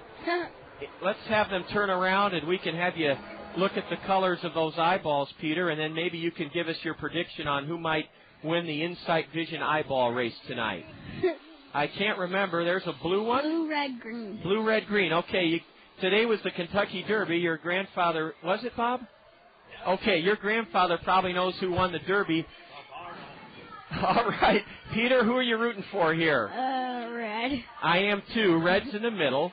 Blue's on the outside. Green is on the inside. And, Peter, you can let our listeners know how this Insight Vision eyeball race starts off. Green's winning. Yes. Red's battling for second. They're even behind the backstop, Peter. Green got muscled into the backstop by Red. Peter, you might have a winner. Let's see. It's between blue and red. And blue took it, I think, Peter. What do you think? Blue. Blue was first, red was second, green was third on the Insight Vision eyeball race. Peter Brooks, what else do you have in store tonight? Is your stomach full of hot dogs and cake, or can you eat some more? Eat some more. You want to eat some more. Well, you brought your glove to the park. You and Blair are delightful kids. Happy birthday, Peter. Thanks. Thank you, Peter Brooks. Bob, thanks so much. This is well, there's the birthday party. Guys, welcome. Thank you. All right. Peter, the whole gang came in here. Here I am asking where your party was. It's right here. Thank you, Bob. Thank you, Peter Brooks, Blair, and the gang. Guys, Sue, thank you so much. Thank you. What a special birthday for Peter. Bob, how about giving us that quick update on the Kentucky Derby? I was too busy this afternoon to hear what happened at Churchill Downs, and I know nothing about the odds, but how did it come out? Well, it was an interesting race, and a big win, 7 lengths plus for Bavaro. The horse that won the Florida Derby came on and really was the favorite here, and was the horse that I thought would win it. And he did. And he won, and now the pressure, of course, will be on him to go on to Pimlico track for the Preakness and then on to New York for the Belmont to see if at long last we can have a Triple Crown winner. Well, let's hope this. He looked like a Triple Crown candidate today with a really stirring performance in a stretch run. And a 7-length win. At least. Wow. Prado ran him. Interesting story if he had just. Oh, yes, you bet, Bob. Here. You bet. A fellow by the name of March trained this horse. He was a former Olympian in equestrian. Wow. So by the same token, he was on that United flight that crashed in Sioux City and killed 112 people. In 89, I believe. He saved, 17 years ago. Yes. And he saved 3 children in that terrible crash, and the 3 were at the Derby today. Bob, that's remarkable. The 3 kids he helped save from that burning plane were able to come to the Kentucky Derby as young adults today? Young adults. Yes. Wow, that is that adds to the glory and the happiness of the day that and they were there. Also the man who blew the trumpet to call the horses to the track learned his music at Cedar Rapids, Washington High School. His name is Butterfield. 2 Iowa connections to the Kentucky Derby. Jordan Wren stands in, and horse-wise, we had no connection. Well, that's all right. Training-wise and bugle-wise, we did. So there you go. Thanks very much for your courtesy. Oh, Bob, you bet. I'm glad to have you, and those kids were well behaved. I didn't even know they were standing behind us. We schooled them. Yes, you did. Thank you so much, Bob, for that word about Peter and his birthday, and also the Cedar Rapids and Iowa connection to the Derby. Jordan Renz on a 2-2 pitch has dribbled it back to the base of the mound, and Ruben Flores throws him out. Dallas Morris opened the 6th inning by flying out to shallow left, and suddenly 2 gone here in the 6th inning. Well, we've had a wonderful time, not only with the game, but welcoming Brad Loris, the principal from James Van Allen Elementary, and Peter Brooks on his 10th birthday, and Bob telling us about the Kentucky Derby winner. A curve is a strike called to Whipkey. We're in the bottom of the 6th inning already, and it's 1-0 Kernels. We'll have our Springhouse trivia question for you in just a little bit, as Flint takes a curve for ball 1. In fact, we'll have Luvita ready to tell you about the Springhouse in the 7th inning. We'll make that as our commitment. In the 7th inning, Luvita will tell you about the special at the Springhouse tonight, and then she'll have, here's a tap to second, and it's gloved by Ron Garth, and he throws out Flint Whipkey. So Flint Whipkey bounces out to second. In the 6th inning, the Kernels go in order, and this game is flying by. We go now to the top of the 7th inning. Kernels on top of the Timber Rattlers, 1-0. We'll have our Springhouse trivia question for you in the 7th. This is Kernel Baseball on the Kernel Radio Network. Sylvia, you know that cruise you've always wanted? Yeah? Well, there it is.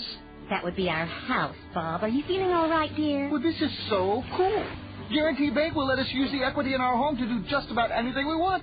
College tuition, a room addition, a cruise, and best of all, the interest may be tax deductible. Now do you see it? Ah, the sun, the waves, the tropical breezes. Ooh, now I see it. It's a convertible. The sun on my face, the wind in my hair. See your guarantee banker in Cedar Rapids, Marion, or Hiawatha, and use the equity in your home to do whatever you want, even if it's just to get out of the house. The feel of the road, the roar of the engine. The roar of the... Hey, it's my kind of life. Keep your hands off my Porsche, Bobby boy. Guarantee Bank. Your kind of life. Member FDIC, Equal Housing Lender. Consult your tax advisor for interest deductibility. Some restrictions apply.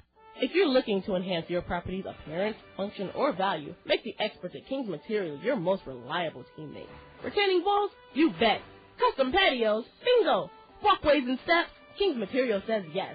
King's Material has all the bricks, concrete, and stone elements to make your landscaping, masonry, and architectural projects become a reality. To view the astonishing array of beautiful and innovative products King's Material can bring to your home, yard, or business, visit King's online at kingsmaterial.com. This game, 1-0 Kernels, advances into the 7th inning already. Stephen Merrick has allowed only 2 hits, a leadoff single, by Jeffrey Dominguez back in the first. He was thrown out trying to steal second by Brett Martinez. J.B. Tucker led off the second with a double but was stranded. And Merrick had a string of 13 straight retired snapped when Jeffrey Dominguez grounded one through the wicket of Mark Trumbo in the sixth. But Merrick has been utterly dominant. He got the next two hitters, and there's strike one to Mike Saunders. Your chance now to earn a $5 gift certificate from the Spring House by calling in to answer our Spring House restaurant trivia question. A foul off to the left. Saunders in the hole 0-2. If you've been one of our 13 previous winners of a $5 gift certificate to the Spring House, congratulations. Please play along wherever you're tuned in this evening, but don't call in. Steven into his 0-2 pitch.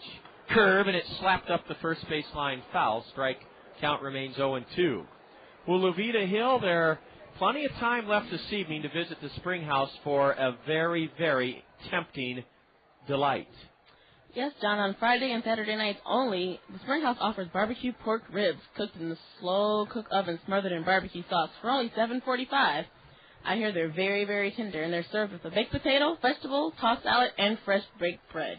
Oh, all of that for $7.45, and the Spring House welcomes you now or anytime within the next few hours for those slow-cooked, as Luvita said, barbecue ribs so tender they'll fall off the bone. And Luvita, what do they include? They include a baked potato, vegetable tossed salad, fresh baked bread with butter. Wow. The 1-2 to the batter. A hard hit ball to second, stabbed by Dallas Morris. He looks into his glove and finds the ball and throws out Mike Saunders from second base. Mike Saunders wrapped it hard on one hop to the feet of Dallas Morris, who reacted quickly and threw out the batter. One gone here in the seventh, 1-0 Kernels. Our Spring House trivia question, you'll call 896-7589, 896-7589. A knee-buckling curve is upstairs to J.B. Tucker, the last Timber Rattler with a hit in this game, a leadoff single leadoff double in the second inning. There's a curve and a strike called from Merrick. Here's our Spring House trivia question. Well, we can't take any calls until we've asked the question, so that was a premature call on someone's part. Here's a long one down the line in left, way back at the wall, and it's onto the Randy Keelhoff Picnic Pavilion for a home run.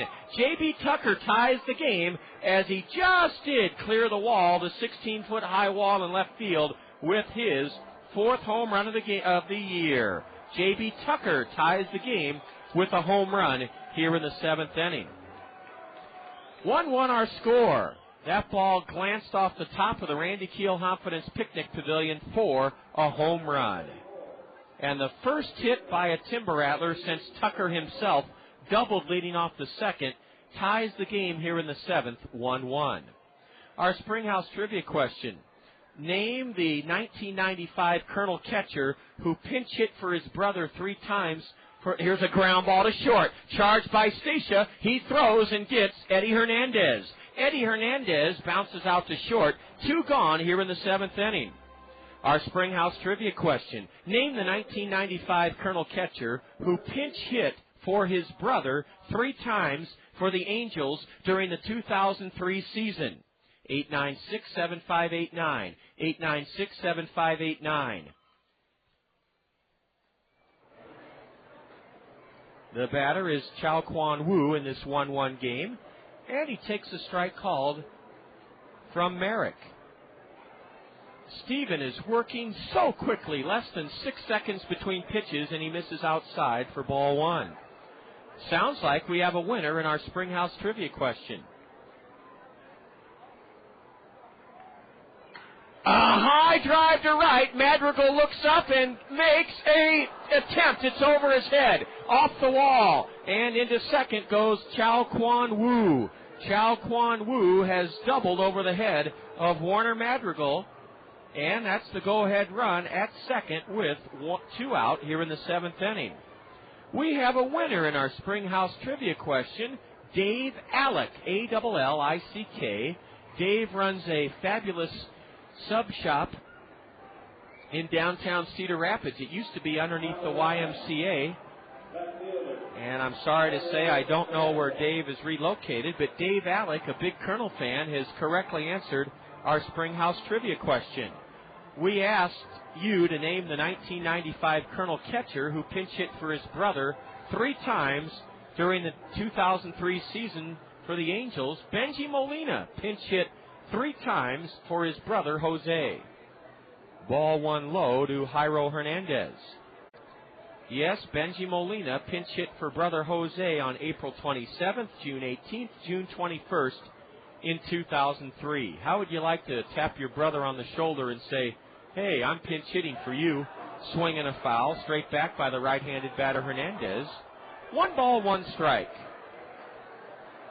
A home run onto the Randy Keel Confidence Picnic Pavilion by J.B. Tucker has tied the game here in the top of the 7th for Wisconsin. They have the go-ahead run, Chow Kwan Woo at second with 2 out. Jairo Hernandez 0 for 2 tonight. Takes a fastball, 89 miles an hour on the Bank Iowa speed pitch indicator. Lower panel of the scoreboard in right center. 64 degrees as we play here in the top of the 7th inning. Merrick is set. Steven delivers, and a high pop foul over the Kernel first base dugout.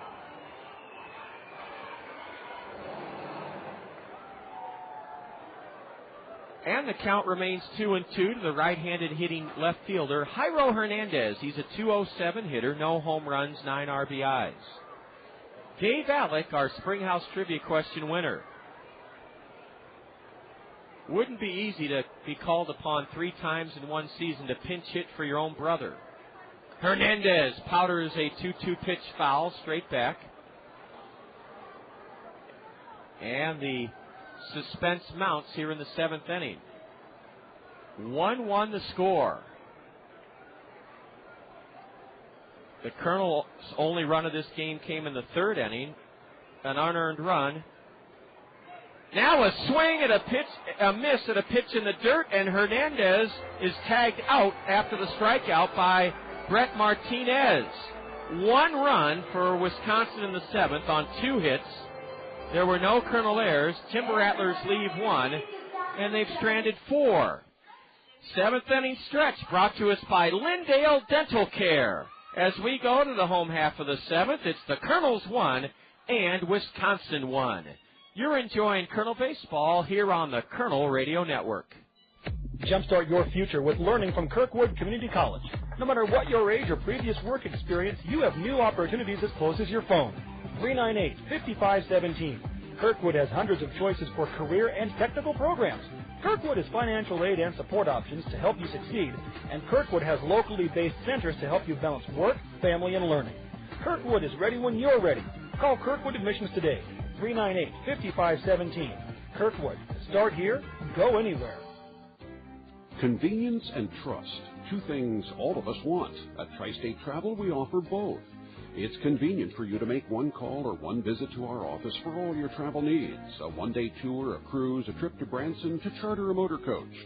For 66 years, Tri-State Travel has been a name you can trust to provide quality products. Come see why you can trust us to provide the convenience you expect. Tri-State Travel, now at our new location on 7th Street Southwest. When it comes to auto insurance, Westside Agency in Palo, your professional Pekin insurance agency, will make certain you're properly insured with the right coverages and deductibles. Westside Agency will tell you about the money-saving discounts from Pekin Insurance. Multi-car discount, good student discount, loss-free discount, 45-plus auto discount, auto home discount, low mileage discount. To see if you qualify for any of these auto discounts that will lower your premiums, visit Westside Agency in Palo.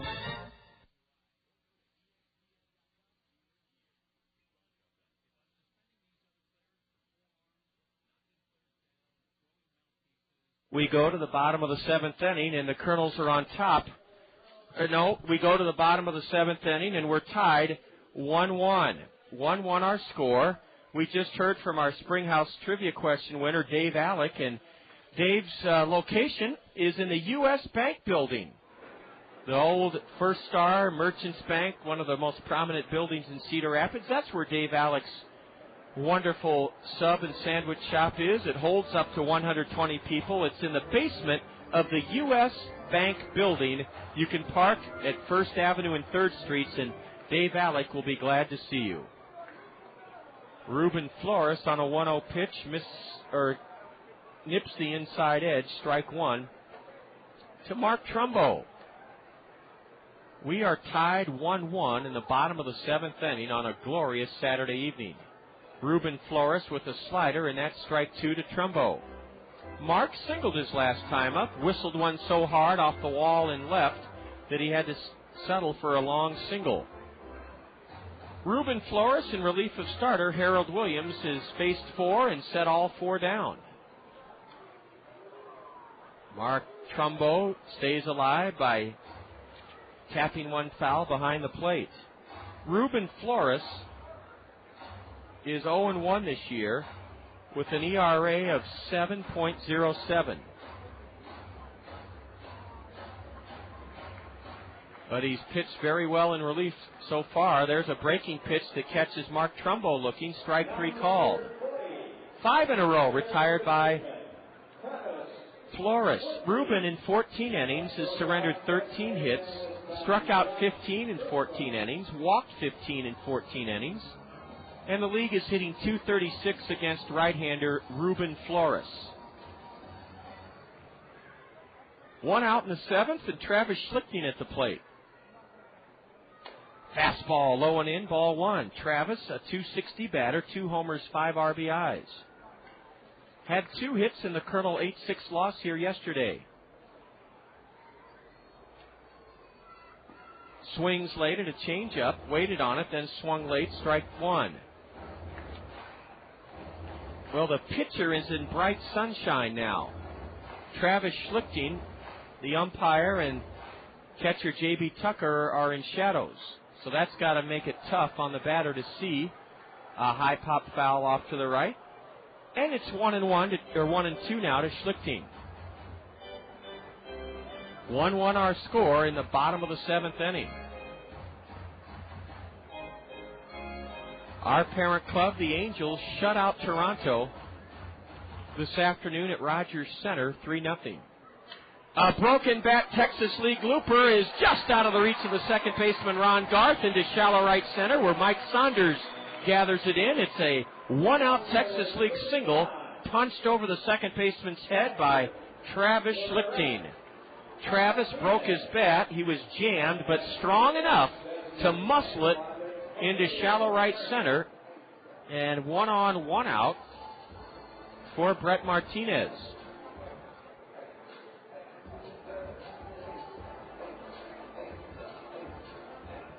Brett has walked and struck out.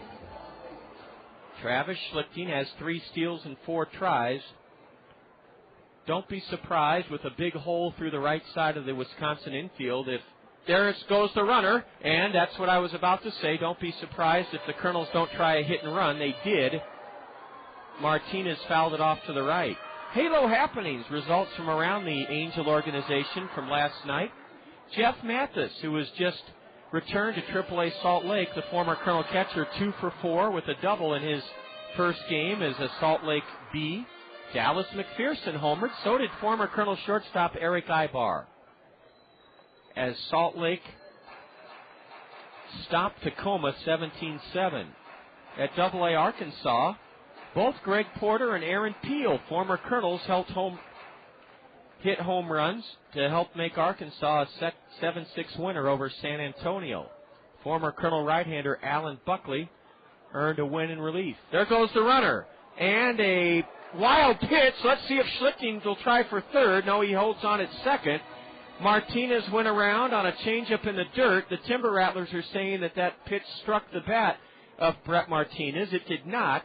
And now, on a wild pitch, Travis Schlichting is in safely at second base. The Kernels have the go-ahead run at second.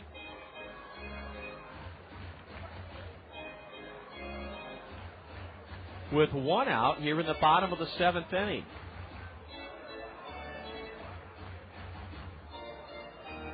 Brett Martinez, right-handed batter, wears a pair of white batting gloves. The outfield plays Brett straight away. He knuckles a pitch foul towards the Wisconsin third base dugout.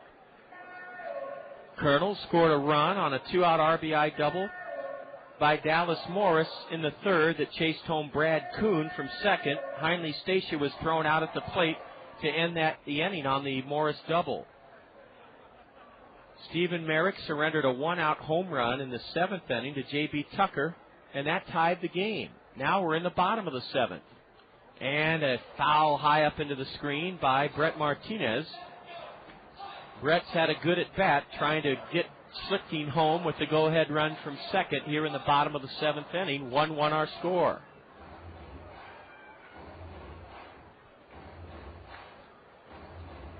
Both bullpens are quiet.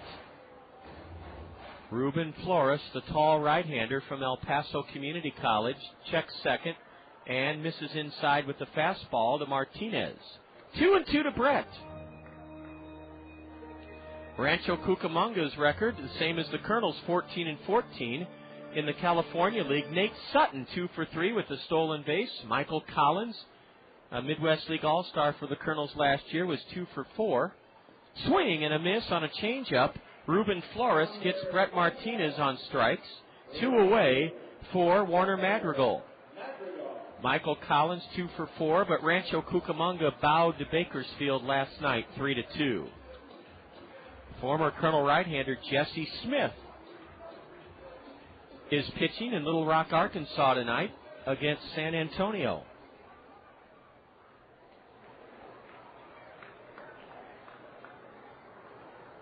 Schlichting at second, 2 out. Warner taps it foul. Rolls towards the Wisconsin third base dugout. Well, Ruben Flores has not pitched like a right-hander with an 0-1 record and a 7.07 ERA. This is his 11th appearance out of the Wisconsin bullpen. Flores, 6'4", 170, is ahead of Warner Madrigal, no balls, 1 strike. Swing and a miss on a changeup, strike 2. Now the catcher, J.B. Tucker, wants a word with Ruben Flores. They meet just outside the path carved between the mound and home plate. Tucker, wearing black shin guards, a black chest protector, and a Charlie O'Brien invented hockey goalie-like mask. Madrigal shortens up on the stick just a tad and takes a change-up low for ball 1. Stephen Merrick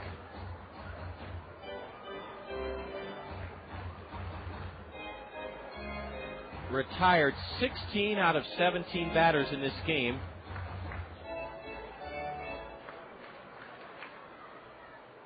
A nubber to the hill will end the inning. Flores has it and tosses to first. Warner Madrigal taps back to the mound.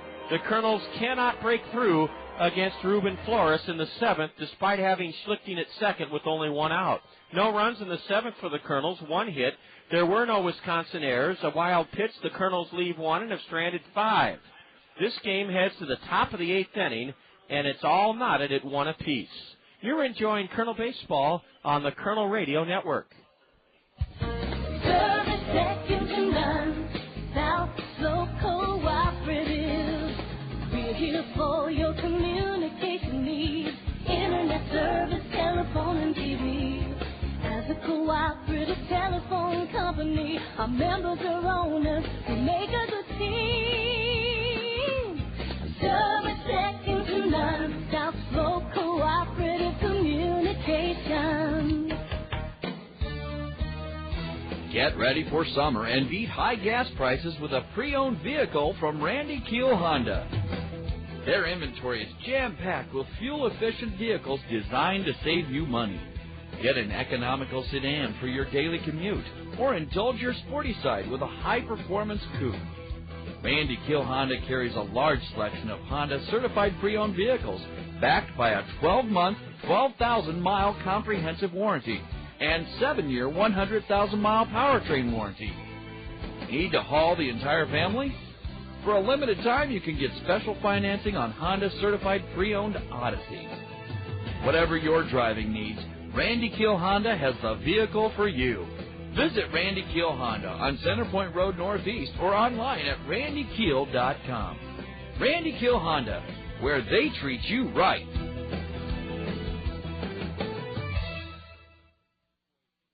Eighth inning, Stephen Merrick remains out on the hill. Why not? He's allowed 1 run on 4 hits through 7. There is a right-hander warming up in the Kernel right field bullpen. Tim DeJurgis is warming up for the Kernels. Robbie Hudson may try to bunt his way on here to open up the bottom or top of the 8th. Right-handed batter out of the University of Texas, and he's not bunting. Ball 1 is upstairs to Robbie Hudson. Sun shining brightly. Hudson fouls one straight back. He had a good cut at it. Each team has a run on 4 hits. The Kernels have made 1 error. It did not hurt the ball club.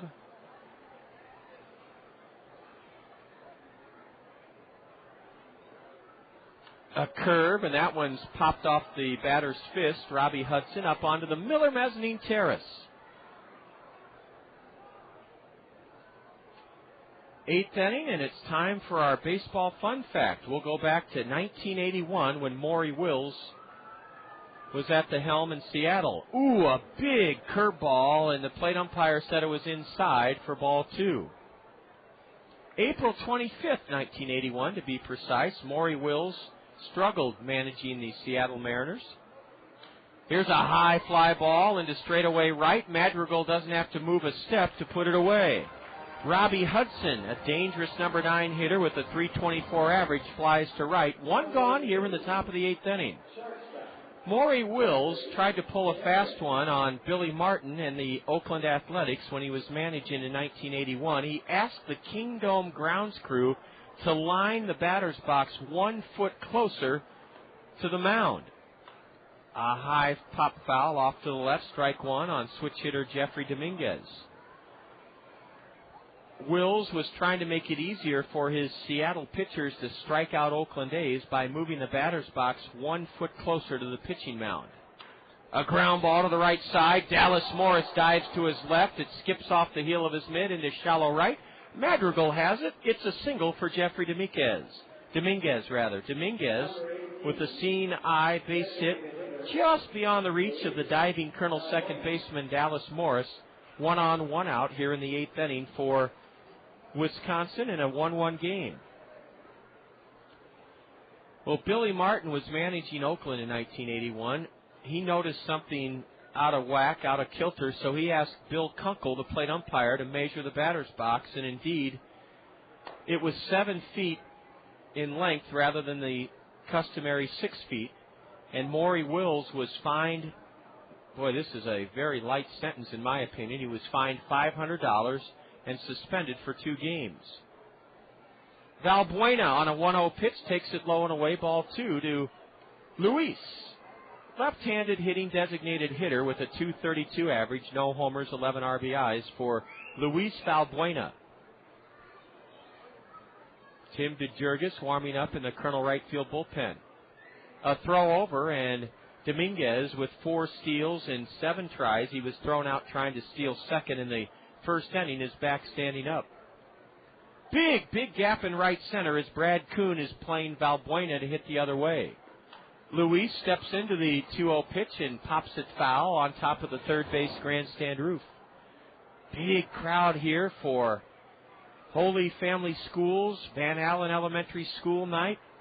It's also Peter Brooks' 10th birthday. Peter and his brother Blair stopped in to say hello, along with their mom Susie and grandfather Bob Brooks. And all 10 or 11 kids from Peter Brooks' birthday party were quiet as church mouses, so I didn't even know they were standing behind us. Very well-behaved young guys. Time called now by Valbuena. Luis has an unusual stance. He stands straight up at the plate, no bend in his knees, and then he holds his bat, a black lacquer stick, straight up in the air like a Roman candle.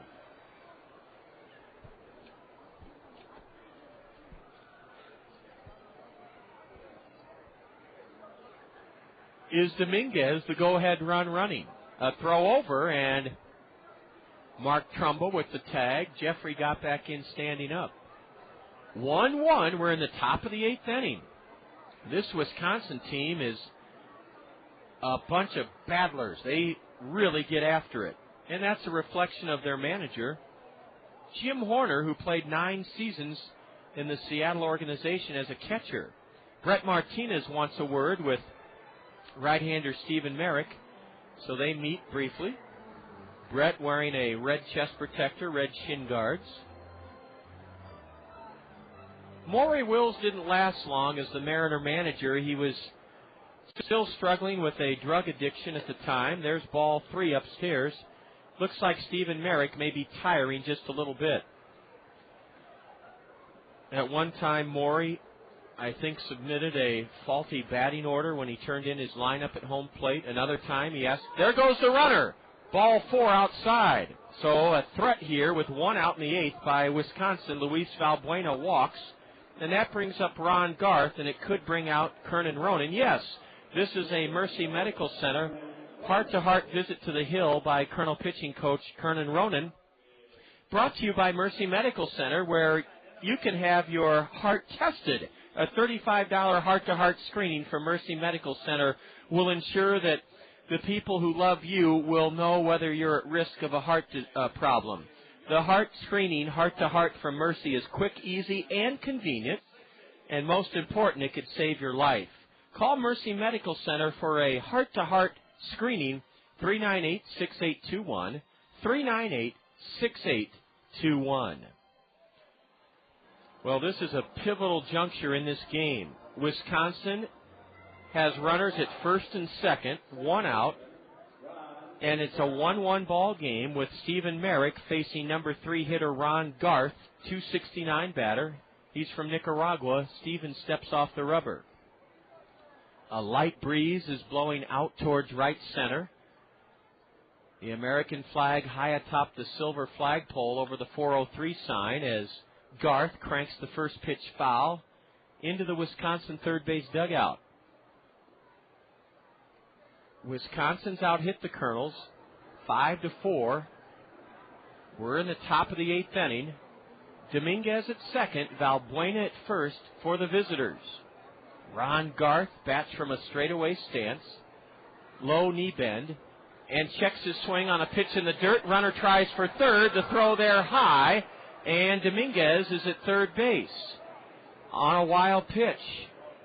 Oh, that wild pitch is critical now because it means the Colonel infield may have to come in for the play at the plate. Dominguez took off as the ball squirted away a few feet to the right of Brett Martinez. Brett pounced on it, threw to third high. A good throw might have had Jeffrey Dominguez. And now Brett Martinez is flashing a series of signals to his infielders to let them know what they should do. Schlichting's even with the base at third, and Trumbo's holding the runner. Valbuena at first. A big wild pitch has the go-ahead run at third, and the 1-1 pitch is swatted foul to the on-deck circle where Mike Saunders picks it up for Wisconsin.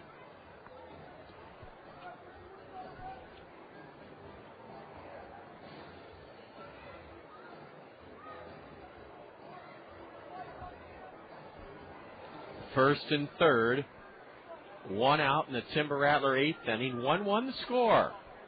Outfield play straight away for Ron Garth, who has been hit by a pitch, grounded to short and struck out. Merrick steps off the rubber and looks towards first. It looks like Stevens a little bit uncomfortable right now. He's in a tight spot, in a real jam. Could really use a strikeout, pop-up, or double play. The runner from first goes. A bouncer to third. Schlichting will only have one play, and that's to throw the batter out. And the wild pitch costs the Kernels the lead here in the 8th inning. Ron Garth bounces out to Schlichting. Valbuena was running on the play. He's at second. And Wisconsin has taken the lead here in the 8th inning, 2-1. That wild pitch, the difference in the game right now. Otherwise, the Kernels either have a double play on that weekly hit bouncer to third, or at least Wisconsin hasn't scored. Fastball rides high and away, ball one to Mike Saunders. Saunders is a tall left-handed batter with a .264 average, no homers, 14 runs driven in. Tim DeJurgis still throwing in the Colonel right field bullpen.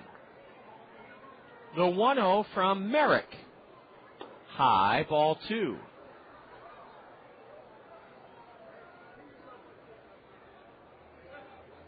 Folks still having a blast out on the Randy Keel Confidence Picnic Pavilion. It could be 2-1 Kernels or 2-1 Wisconsin. They really don't care right now. They're having such a good time socializing and eating and taking in the warm, sunny weather. Same thing holds true up on the Miller Mezzanine Terrace. Folks up there from McLeod, USA. 2 balls, 1 strike to Saunders. Ball 3 low and away. You can just tell by Stephen Merrick's body language that he is tiring. Broad-shouldered right-hander has pitched his heart out here tonight, but he and the Kernels trail 2-1. Merrick, 22 years old, has fallen behind the left-handed batter Mike Saunders and now walks him, ball 4, and we should have a U.S. Cellular call to the Colonel bullpen. Bobby Magallanes should be heading out any moment as Mike Saunders draws the second walk of this frame. First and second, 2 out. And yes, here is Bobby Magallanes marching out to the hill. This call to the Colonel bullpen sponsored by U.S. Cellular. Get your wireless relief with Call Me Minutes, only from U.S. Cellular. Listen to the hand for Colonel right-hander Stephen Merrick.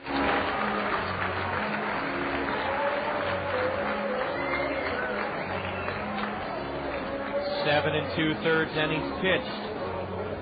And Stephen only gave up 2 runs on 5 hits.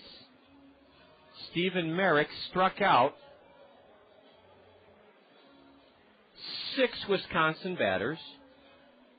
Merrick walked only 2, both in this innings, sure signs of fatigue, and Merrick hit a batter.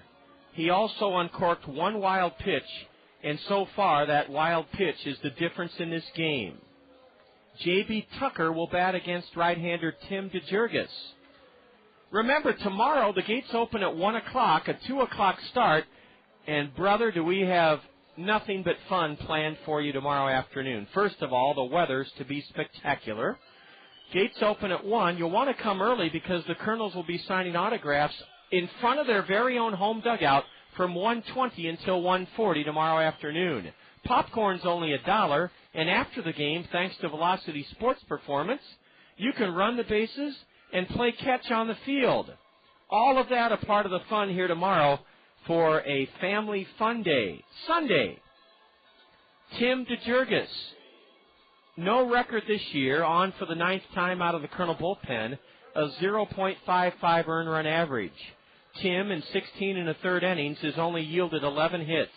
DeJurgis has fanned 20 in 16 1/3, walked just 5. The league hitting 186 against Tim DeJurgis, who has been called upon to try to keep it a 2-1 game Wisconsin here in the top of the 8th inning. DeJurgis last worked Tuesday night during this 8-game homestand, and he worked in relief of Chris Howell in a 3-0 South Bend 10-inning victory. Tim DeJurgis, 2/3 of an inning pitched on Tuesday. No runs, no hits, no strikeouts, no walks. Nothing doing in the Wisconsin bullpen. They'll stick with Ruben Flores, who has pitched 2 1/3 shutout innings in relief of starter Harold Williams. DeJurgis to face J.B. Tucker. First pitch. Ground ball to the right side. Morris has it. A terrific play. Throws to the right side of the bag, but a big stretch by Mark Trumbo. And J.B. Tucker's retired. Boy, Dallas Morris went a long way to his left to take a base hit away from J.B. Tucker. 1 run in the 8th for Wisconsin. On 1 hit, 2 walks, a wild pitch that's the difference in the game, and the Timber Rattlers leave 2. They've stranded 6. We go to the bottom half of the 8th inning, and Wisconsin leads it 2-1. You're enjoying Kernel Baseball here on the Kernel Radio Network. The next time you catch yourself about ready to throw away a glass jar or glass bottle, stop. Glass jars and bottles are recyclable. Simply rinse out your glass, put the lids in your blue recycling box, and place the glass items in a plastic container. A plastic bucket or small plastic wastebasket will do just fine. Use one plastic container for clear glass and a second separate container for colored glass. Set your plastic container or containers with your glass in them next to your blue recycling box for curbside collection. Remember, glass is recyclable. Hi, I'm Gary Dolphin. You know, Hometown Restyling has served Eastern Iowans since 1986, providing the very finest in windows, siding, and sunrooms. Their experienced staff can handle the job from start to finish, including plans, permits, and inspections. Plus, Hometown Restyling is nationally recognized by Professional Remodeler, Qualified Remodeler, and Remodeling magazines. Call Hometown Restyling for your next remodeling project, or better yet, visit one of our beautiful showrooms in Hiawatha or Coralville. Hometown Restyling, because there's no place like home. Technology pervades every aspect of our daily lives. This remarkable age we live in has a machine or a computer to meet almost all of our needs. But you won't find a technological device that can provide you with the personal attention for something as important as insurance. Neighbor Insurance Services, your professional Pekin insurance agency in Hiawatha, is trained on all insurance matters, including how much coverage is enough coverage. For personal attention to all of your insurance needs, see the insurance professionals at Neighbor Insurance Services in Hiawatha. Wisconsin scoring a run on one hit, 2 walks and a wild pitch in the top of the 8th inning, and the Timber Rattlers lead it 2-1. Want to say a special hello to a great friend of mine and a terrific supporter of the Kernels. He helps us each and every day, has ever since I've been with the ball club, Nick Ryan. Nick Ryan runs a very successful consulting and communications company in Wausau, Wisconsin. He's a lifelong friend of our general manager, Jack Rader, and Nick came down to visit the last few days, and he's headed up Highway 151 on his way to Dubuque and then across to Madison and up to Wausau. Nick is a great baseball fan with a keen understanding of the entertainment value that we provide here in the Midwest League. And, Nick, we wish you a safe journey home. You have a wonderful evening to drive, and we'll look forward to seeing Nick Ryan, a great friend of the Kernels, later this spring and early this summer. Strike one to the Kernel leadoff batter, Brad Kuhn, from Ruben Flores. Wisconsin with a record on the road of 8-5. The Kernels are 8-5 here at home. Ball one inside has Brad Kuhn jackknifing out of the way. Tim DeJurgis came on in the top of this, or the lower half of the 7th rather, to retire J.B. Tucker on one pitch. And Ruben Flores has been dynamite out of this Wisconsin bullpen. His next pitch is taken away. Ball 2 to Brad Kuhn. Brad this evening has walked twice. He scored the only Kernel run of this ball game back in the 3rd inning. He reached on a 2-out infield single his last time up, and that's when Ruben Flores took over for starter Harold Williams. A strike on a changeup, and it's 2-2 to Brad. Delightful, beautiful Saturday evening now. Just past the top of the hour, you're enjoying Kernel Baseball on ESPN Radio 1600, KCRG, Cedar Rapids. Let-up is low, and it's a full count now to Brad Kuhn. I think Ruben Flores features a split-fingered pitch because the bottom falls out of it.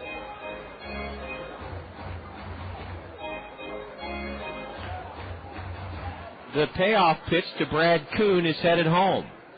Up and away, ball 4. Brad Kuhn draws a leadoff walk here in the top of the bottom of the 8th inning. Bottom of the 8th inning, and the Kernels have the go-ahead run aboard with nobody out, or the tying run aboard with nobody out here in the 8th inning. Don't want to get ahead of myself. I wish it was the go-ahead run, but it's the tying run.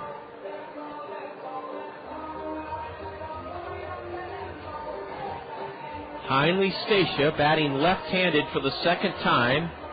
He faced this right-hander, Ruben Flores, back in the 5th inning, and Stacia chopped out to 2nd. Kuhn, a short lead. He's not running, and Stacia squares to bunt, but takes high and outside. Ball one.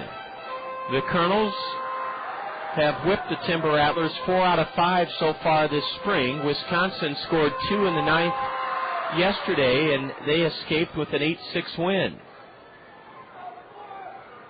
Stacia swings and misses. Brad Kuhn down to second, and he steals second. Heinley swung at a pitch over his head. It flicked off the top of the mitt of J.B. Tucker, and that may be a pass ball, although Tucker had to come out of his catching squat.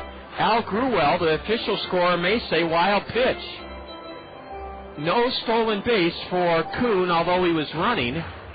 And right now, we're going to call it a wild pitch, but Al Gruwell could go either way on that one. The important note is that Brad Kuhn is in scoring position. Will Stacia try to bunt him to third? A bunt, foul to the left of home plate, strike 2 on Heinley Stacia.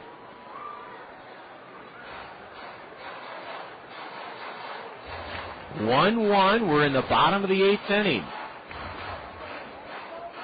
Now, wait a minute. I think they've credited Kuhn with the stolen base. So no wild pitch and no pass ball. So Brad Kuhn, in the mind of the official scorer, Al Gruwell, had the base stolen. So they credit him with the steal. Heinley Stacia holds his hands high above his back ear and waits as the right-hander Flores steps off. The Kernels are trying to tie it up here in the bottom of the 8th inning. It's 1-1.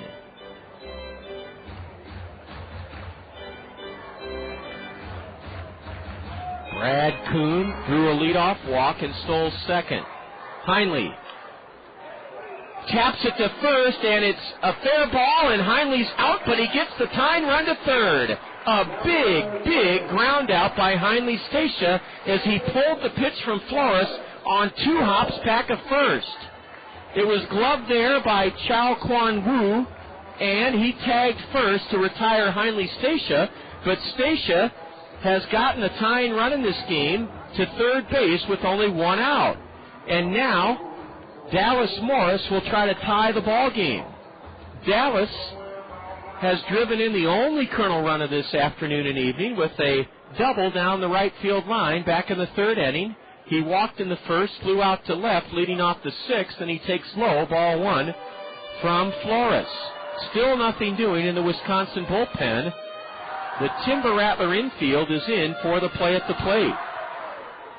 Timber Rattler infield in for the play at the plate, and now Ruben Flores steps off the rubber.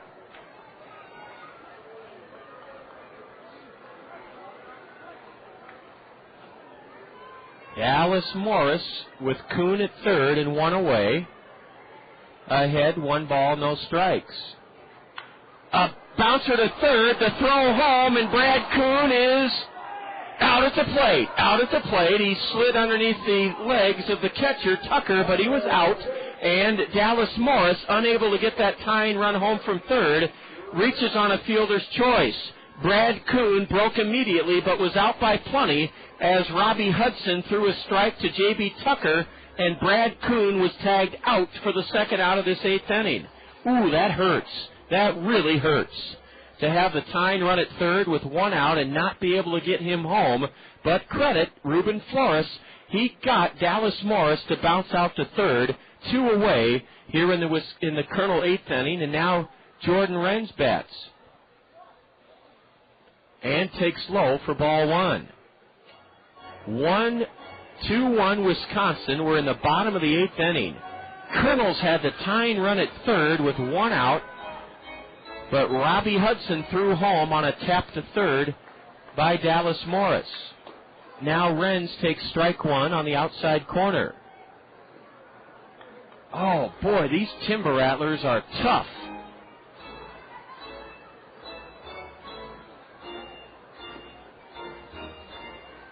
Jordan Wren's nothing for 3 so far this evening. Takes a changeup in the dirt for ball 2. Now there is a right-hander finally up in the Wisconsin bullpen. He's just tossing lightly. Last night, the Timber Rattlers called on Edgar Guaramato to save the game, and I think it's Guaramato warming up right now for Wisconsin. They lead it 2-1 here in the bottom of the 8th inning. Ball 3, low and into Jordan Renz. Wouldn't it be something if Jordan could reach to bring up Flint Whipke?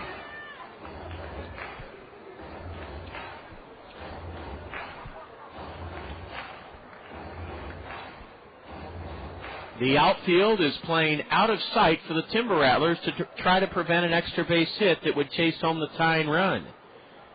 Ball 4, low and outside. Jordan Renz walks, and now the Kernels have the tying run at second. 2 out for Flint Whipke.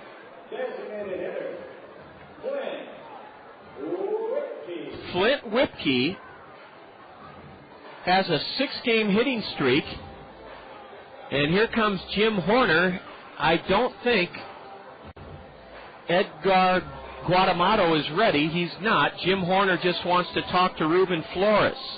Flores came on with 2 out in the 5th inning, got Heinle Stacia to end the inning, retired the Kernels in order in the 6th, surrendered a Texas League broken bat single to Travis Schlichting with 1 out in the 7th. Wild pitched him to second, but then Martinez struck out and Madrigal tapped back to the hill. Here in the 8th inning, Brad Kuhn drew a leadoff walk, stole second, went to third on a ground ball out off Stacia's bat. Kuhn was at third with 1 away. Dallas Morris bounced to third. Robbie Hudson threw home and cut down Brad Kuhn at the plate. Morris reached on the fielder's choice. Dallas is now at second after Renz walked. And a swing and a miss by Flint Whipke. Strike 1. The Kernel offense with a team batting average of .247, 10th in the 14-team Midwest League. Morris at second, Renz at first as Ruben Flores delivers. Swing and a miss by Flint, strike 2.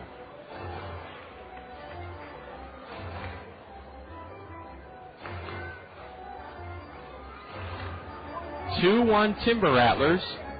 Bottom of the 8th, 2 gone. Tying run at second. Go-ahead run at first for the Kernels. The 0-2 to Flint. Breaking pitch low and outside. Ball 1.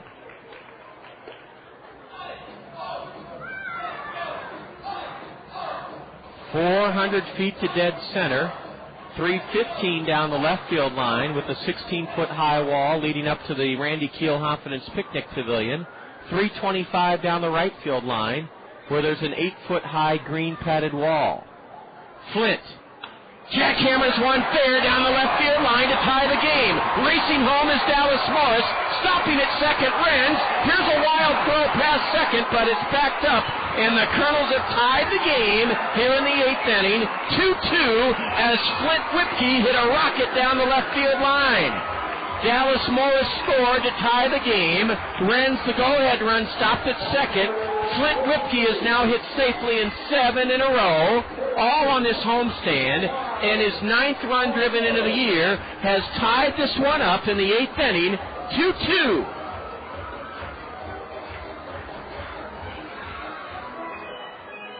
A very fine play by Eddie Hernandez in left to keep Jordan Renz from hoofing over to third. And now let's see if Mark Trumbo can give the Kernels the lead. Fastball on the inside corner, strike 1 to Mark. It's a 2-2 game here in the bottom of the 8th inning.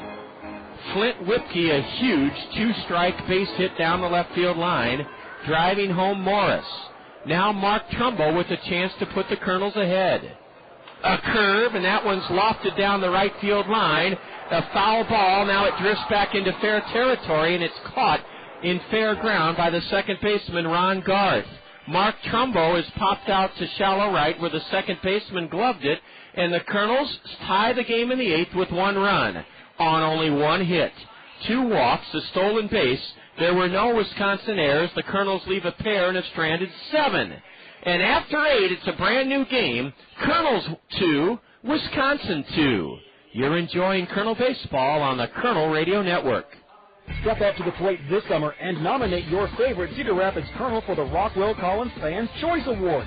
Every time you catch a Kernels game, fill out a Fans Choice ballot to recognize the efforts of your favorite ball players. Then drop the ballot in the designated box at the souvenir stand.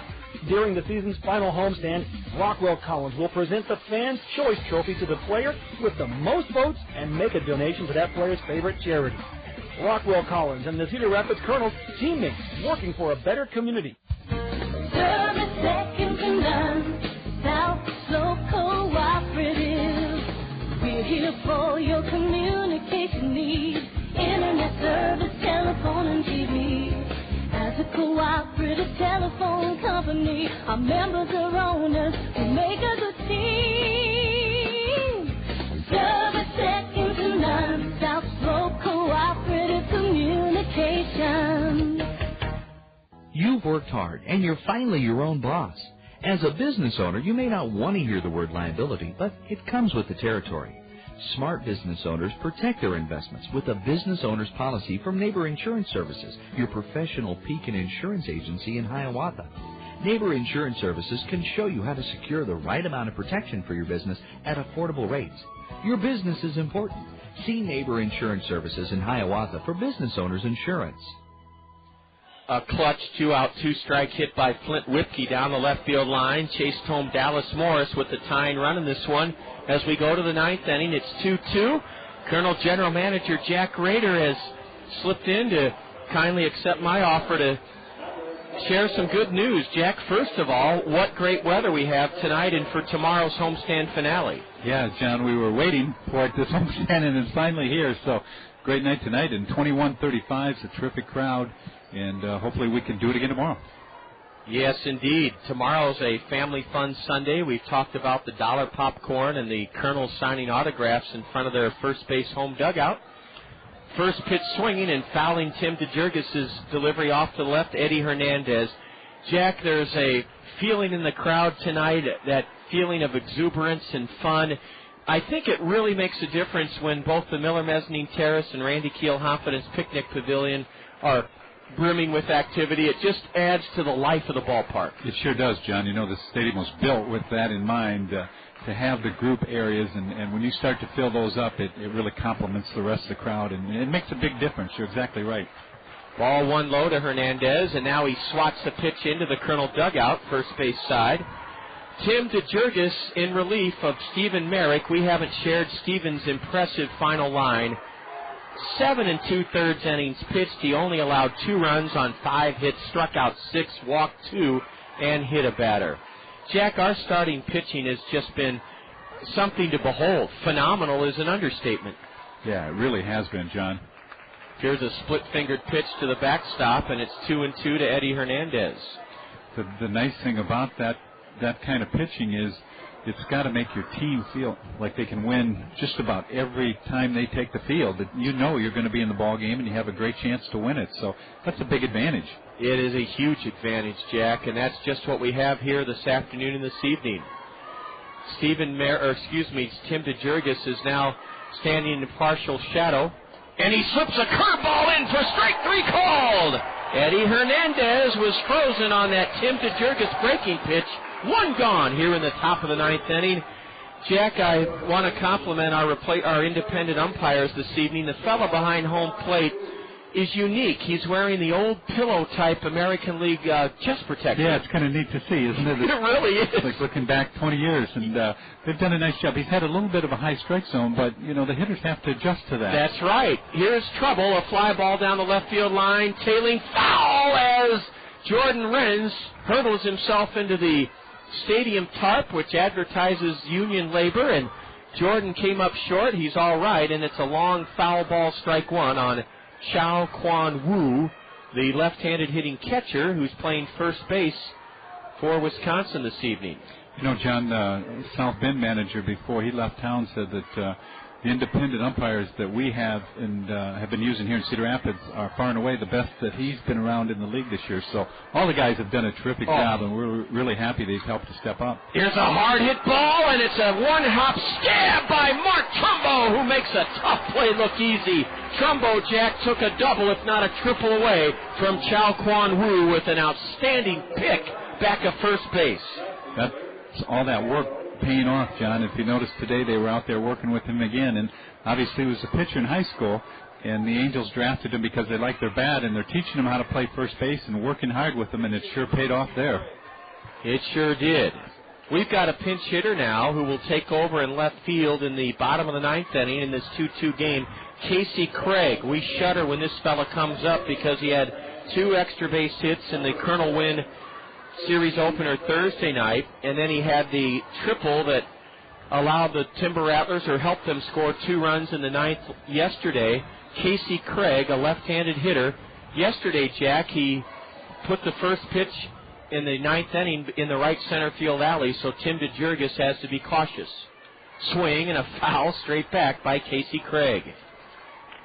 2 gone, top of the ninth. We're tied 2-2. Craig, a left-handed batter, is hitting .273. The Kernels trying to keep this a 2-2 game as Tim misses with a changeup low and away to the left-handed batter. Casey Craig, 3 homers, 15 RBIs, .273 average. And he nubs one foul behind the plate. Tim DeJurgis is ahead, 1 ball, 2 strikes. John, if this goes to extra innings, we're going to have to get the lights pretty quick because it's getting to be that time of the evening with the shadows. I never thought of that, Jack, but you're right. It's just so beautiful as you look into right center field and see that beautiful mowing pattern that Midwest League Groundskeeper of the Year Jesse Rader and his crew have carved into that grass. The 1-2 missed in the dirt for a ball. And, Jack, this field looks tremendous. Life doesn't get much better, John, than sitting up here watching a ball game in this beautiful facility. No, it's absolutely breathtaking to look out there, see the beautiful downtown Cedar Rapids, the scoreboard, everything that goes along with it. Ooh, change up just low and away, and Craig has run the count full. Casey steps out, mops his brow, takes his batting helmet, puts it back on. Casey does not wear batting gloves. It's a full count now as Tim DeJurgis delivers to the pinch hitter, Casey Craig. Strike 3 called! Strike 3 called on the outside corner. Casey Craig, frustrated, probably a little bit, Jack, at himself and the plate umpire. That was too close a pitch to take. It was a pretty good pitch. I don't know if it was a strike or a ball, but it was very, very close, and like you said, too close to take. Whoa, Tim DeJurgis gets the pinch hitter on a full count, caught looking on the outside corner. Jack, listen to these kids.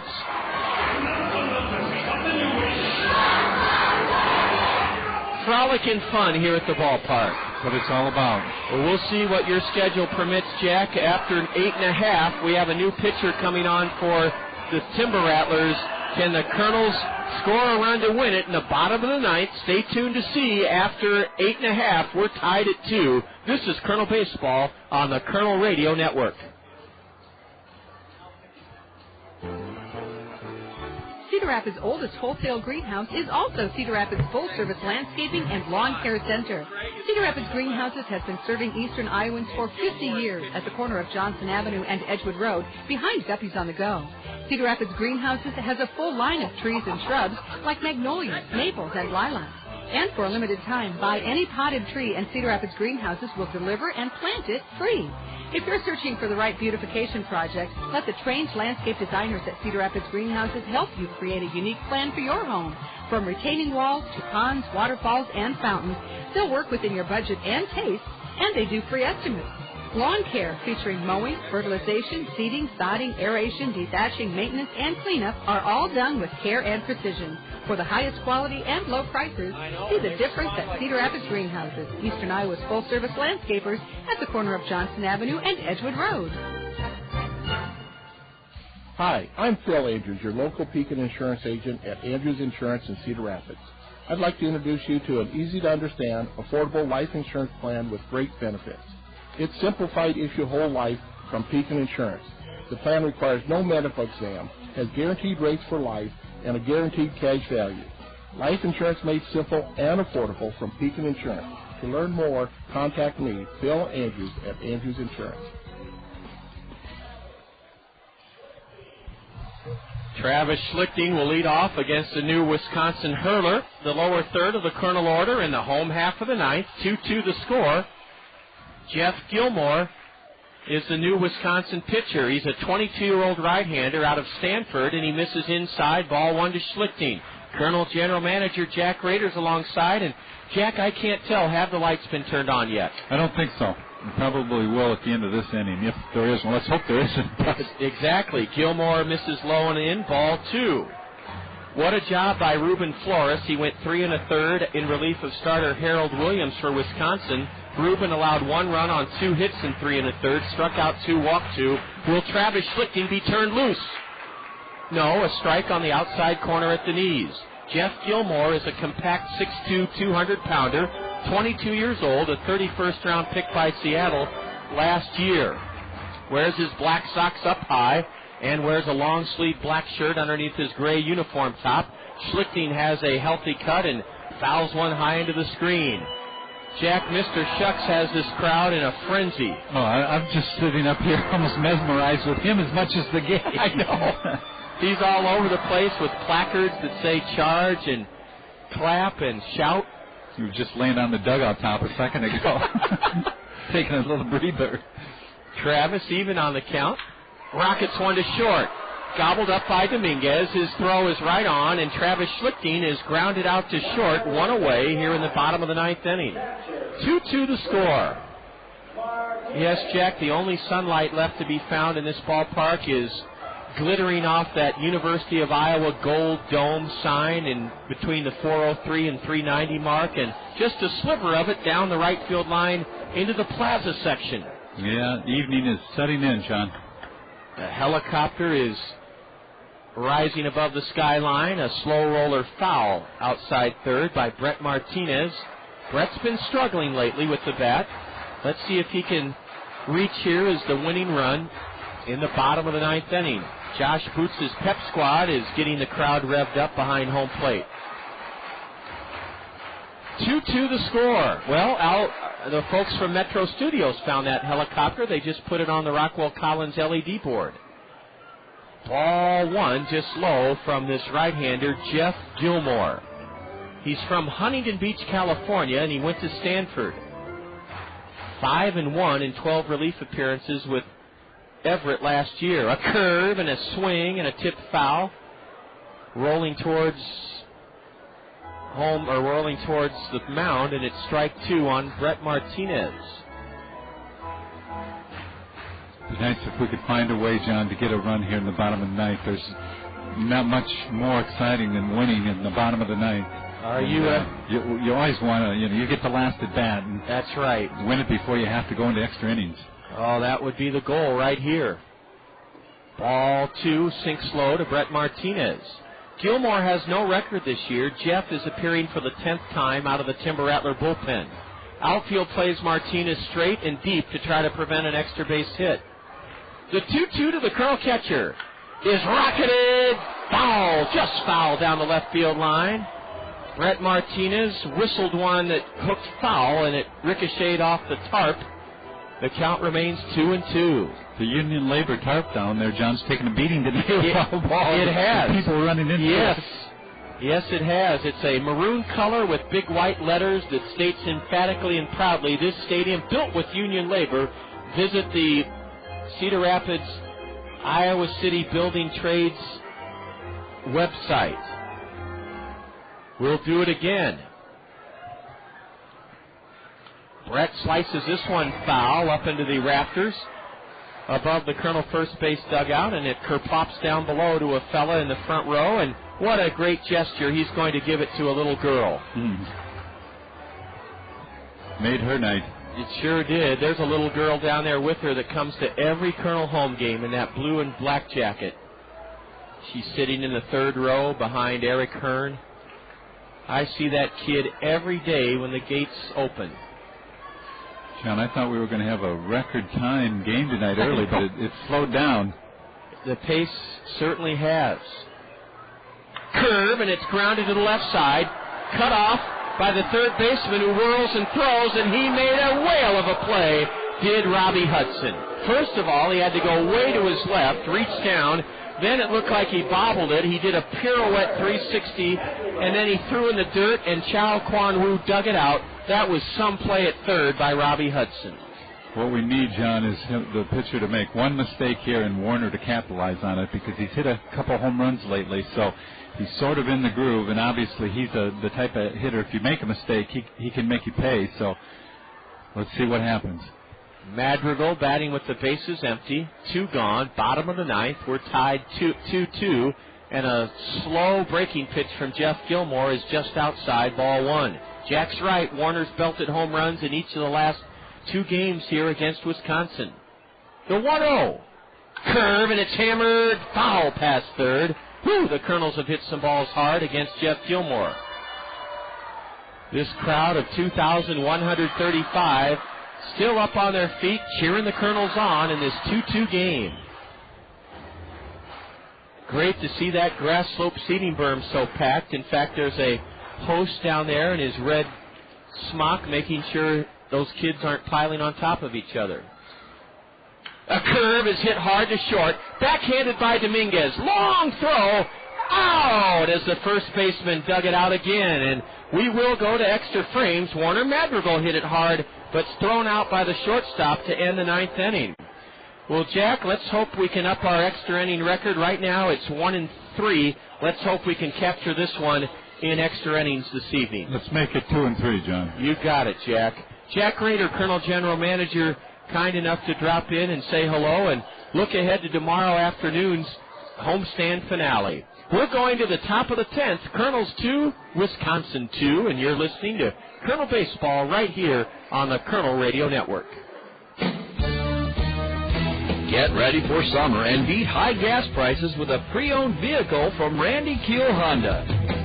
Their inventory is jam-packed with fuel-efficient vehicles designed to save you money.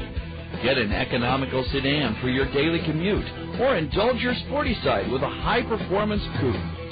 Randy Keel Honda carries a large selection of Honda certified pre-owned vehicles, backed by a 12-month, 12,000-mile comprehensive warranty and 7-year, 100,000-mile powertrain warranty.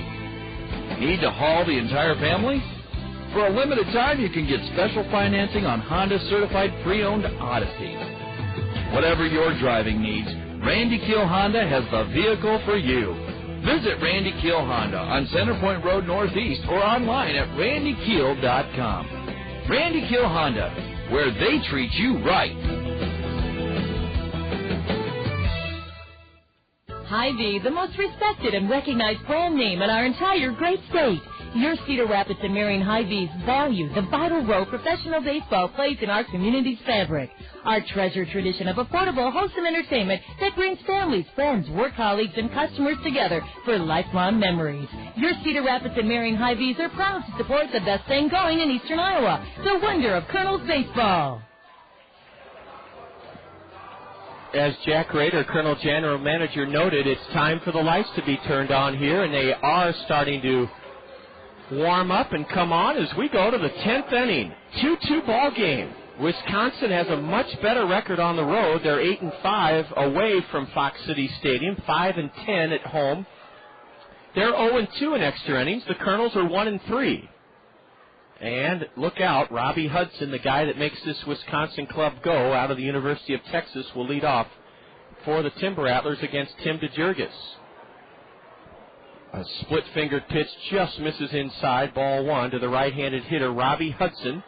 .324 average, nothing for 3 so far tonight. There's a breaking pitch in for a strike. Most of this 2,135 have stayed on this beautiful Saturday evening. A ground ball past the mound to second. Scooped up by Dallas Morris on to first. One away here in the top of the 10th inning. Robbie Hudson is grounded out to second. It gets a little tricky when you get into extra innings. You know that if you keep score. Most scorecards only have room for 10 innings. Mine has room for 12, but I'm taking a preemptive strike, so to speak, by cutting the later innings in half with my pencil in case this thing goes long. Here's a ground ball. Ooh, a bad hop, but Stacia adjusts and throws out Jeffrey Dominguez. That ball was headed towards Heinley's midsection, and then it hit a pebble on the infield and darted up towards Heinley's face. He flung his glove up in front of his chin and stabbed it and then threw out Dominguez. Terrific adjustment by Heinle Stacia, the Colonel shortstop. 2 gone here in the Wisconsin 10th inning. We're tied 2-2. We have a remarkable accomplishment that we want to report on. There's a line from a movie, No Brag, Just Fact. It's only our second night selling baseballs in our Quad City Airport AirTran Launch-A-Ball promotion. And yesterday we were able to sell 12 to 15. Today we put Sonia Massey in charge of the whole operation, and we have some remarkable news to sell, or to share about Launch-A-Ball sales. John, today we sold 117 balls. Sonia, that's phenomenal. Oh, my goodness. And all those tennis balls are here's ball 4, a 4-pitch walk to Luis Valbuena. It wasn't actually yes, we had a big assist from Metro Studios and Carla Davis, but it was the entrepreneur's skill and persistence of Sonia Massey that has allowed 117 fans to be tossing tennis balls after this game for a chance to earn a $25 gift certificate to Genghis Grill Restaurant and qualify for a round-trip ticket for 2 on AirTran Airways from the Quad City International Airport to Orlando, Florida. Sonia, you worked hard. They did, John. People were very excited about it, though, so it didn't take too much convincing. A grounder to short, another tough hop, but Stacia adjusts and flings it to the second baseman, Dallas Morris. It goes 6-4, and that ends the 10th inning. Ron Garth hits into a 6-4 force out, and in the 10th, for the Timber Rattlers, no runs, no hits, a walk. There were no Colonel errors. Wisconsin strands a runner. They've left 7. We're going to the bottom of the 10th inning, and congratulations to Sonia Massey. She sold how many, Sonia? 117. In your first effort and only the second time the promotion's been run. That is fantastic. Thank you, Sonia. You're welcome, John. We go to the bottom of the 10th. The Kernels will try to win it. We're tied with Wisconsin 2-2. This is Kernel Baseball on the Kernel Radio Network. The hottest feature in beautiful Veterans Memorial Stadium is the coolest place. It's the Whirling Waters Home Run Hot Tub. How can you and your friends relax and splash it up from the most coveted spot at the ballpark? Simply register at Centerpoint in Westfield Mall and listen. If you're selected as the winner, you'll enjoy the ultimate entertainment experience. AquaJet Stream Comfort atop the left field wall in the Whirling Waters Home Run Hot Tub. Brought to you by Westfield Mall and by Whirling Waters. Your chance to splash it up. Get ready for summer and beat high gas prices with a pre-owned vehicle from Randy Keel Honda. Their inventory is jam-packed with fuel-efficient vehicles designed to save you money. Get an economical sedan for your daily commute, or indulge your sporty side with a high-performance coupe. Randy Keel Honda carries a large selection of Honda certified pre-owned vehicles, backed by a 12-month, 12,000-mile comprehensive warranty and 7-year, 100,000-mile powertrain warranty. Need to haul the entire family? For a limited time, you can get special financing on Honda certified pre-owned Odyssey. Whatever your driving needs, Randy Keel Honda has the vehicle for you. Visit Randy Keel Honda on Centerpoint Road Northeast or online at randykeel.com. Randy Keel Honda, where they treat you right. Brad Kuhn lifts one high and straight away to deep center. And drifting back to tuck it away for the first out of the 10th inning for the Kernels is Mike Saunders. Brad Kuhn flies to deep center, one away here in the bottom of the 10th inning, 2-2 the score.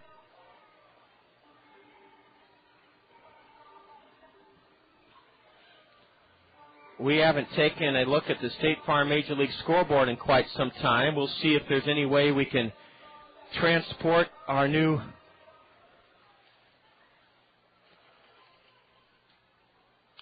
high pop foul, and that one will reach the stands left side off the bat of Stacia. We'll see if we can get our laptop computer somehow down here towards the booth. I don't know, Kristen, if we can or not, but we'll wait and see. Heinle Stacia 0 for 4 so far, and he's facing right-hander Gilmore. Thanks so much, Kristen. I think we're barely going to be able to make it reach. That's great. Oh, well, we lost our server down here, so we'll get on that later. I don't know how that server was lost, but it happens at times, and all we can do is hope that putting it back where it was will retake the signal on the server. That laptop is something. It has a mind of its own. 1-2 to Heinle Stacia here in the bottom of the 10th, and he hits a rocket foul over the third base seats. Luvita Hill, I think, Luvita brought our keys back. 1 ball, 2 strikes to Heinle Stacia. Base is empty, and a swing and a miss on a changeup. Heinle Stacia's done in on a slow off-speed pitch by Jeff Gilmore. 2 away here in the 10th inning. We're tied 2-2. The 1 Colonel run in the 3rd inning. Wisconsin answered with 1 in the 7th, 1 in the 8th, and the Colonels scored a run in the bottom of the 8th to tie it up. And we're in the bottom of the 10th inning. Tied 2-2. Dallas Morris at the plate to face Jeff Gilmore for the first time. And a breaking pitch swatted foul straight back. Well, somehow we've gotten our signal back, and that'll give us a chance for the first time in a long time, I think, to check the State Farm Major League scoreboard.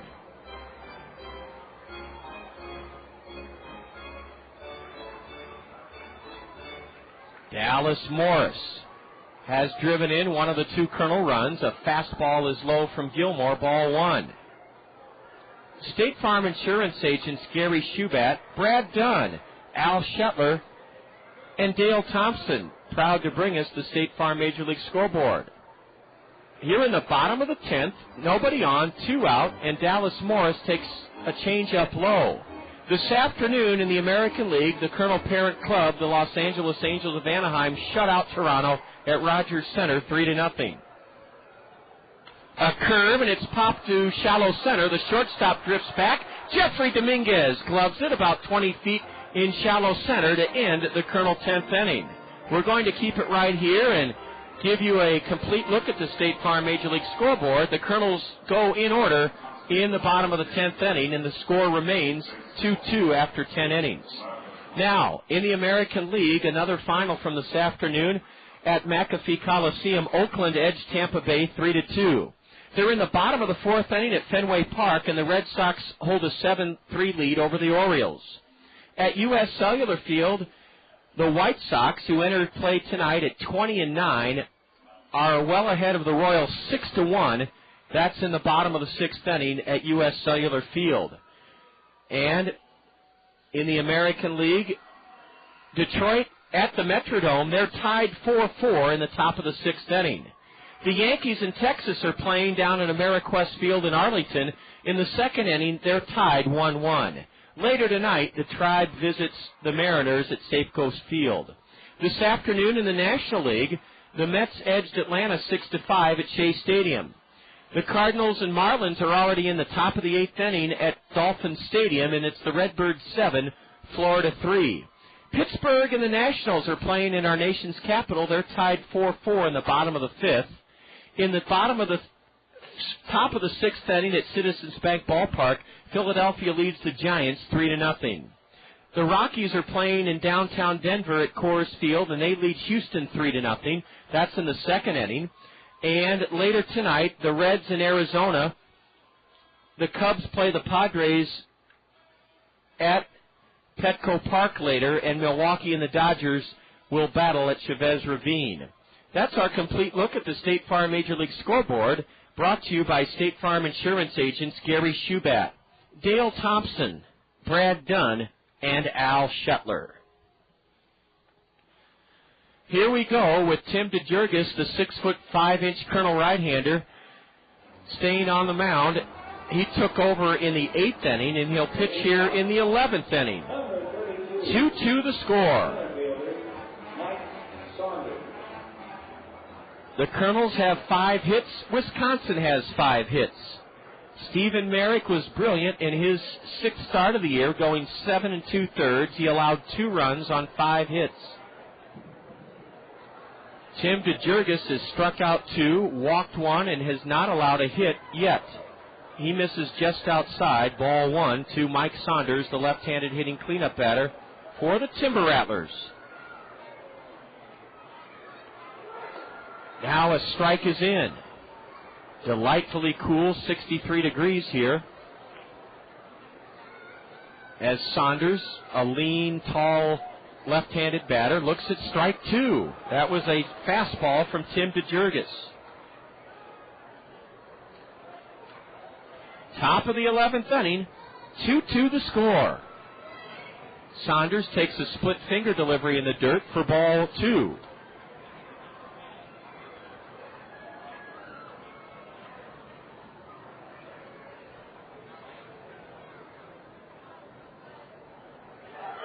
Fastball, and that one is rolled foul up the first base line where Tommy Cruz picks it up.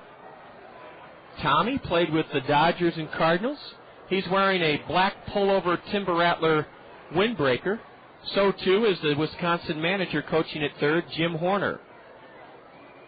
Outfield plays Saunders deep and straight away. Mike takes low, ball 3, a fastball. The lights are on here at Veterans Memorial Stadium. And those fans are itching to throw those. Here's a line drive into shallow left, and it falls for a base hit in front of Jordan Renz. Those fans are itching to launch those tennis balls in our Quad City International Airport AirTran launch-a-ball. Tim DeJurgis has surrendered a leadoff single to Mike Saunders. J.B. Tucker has 2 of the Wisconsin 5 or 6 hits this evening. Tucker's 1-out home run in the 7th tied this game 1-1.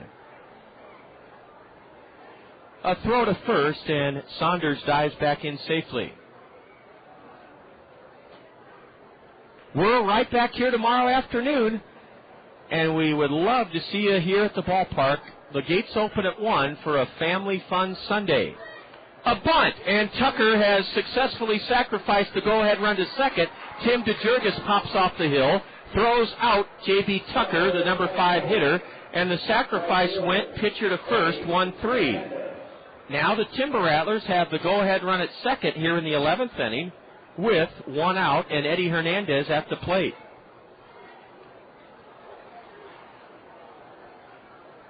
Eddie's a left-handed hitter with a 143 average on the year. He's 0 for 4 in this game. Sleek, tall, left-handed batter, open stance. Eddie Hernandez uses a rust-colored bat and takes a Tim DeJurgis changeup for a strike called. Nothing doing in either bullpen, although there is a fella doing some light sprinting in the Wisconsin pen.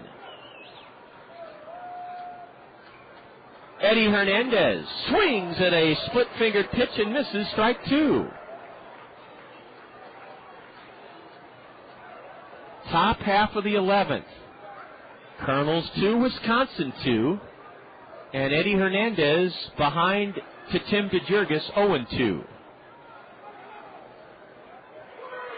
A ground ball to the right side. Dallas Morris has it, waits, pumps, throws the batter out. On to third goes Mike Saunders.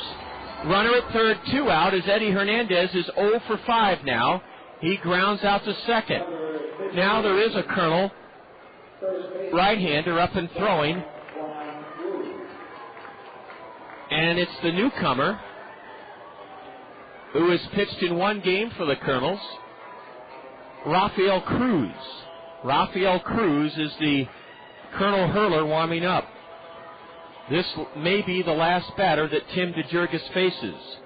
And Brett Martinez has to be tough behind the plate in case one of those split-fingered pitches is in the dirt. Ball 1 outside, a fastball to Chow Kwan Woo, 1 for 4 this evening. Woo's a left-handed hitting catcher from Taiwan. He started Wisconsin's 5-run fifth yesterday with a one-out single. Breaking pitch is a dandy, strike one to Wu. Chow Kwan wears his black socks up high, uses a black lacquer bat, and wears a pair of black batting gloves. He has a slightly open stance. The 1-1 from DeJurgis. Court fair past first, giving Wisconsin the lead. It's 3-2 Timber Rattlers. Warner Madrigal will dig it out of the corner. Chow Kwan Wu is rumbling around second. He'll try for third. The relay throw dropped by Dallas Morris. It's a 2-out RBI triple by Chow Kwan Wu, and it gives Wisconsin a 3-2 lead here in the top of the 11th inning. Wu hit a rocket on the ground past first between Mark Trumbo and the base. Mike Saunders scores to give Wisconsin the lead here in the 11th inning.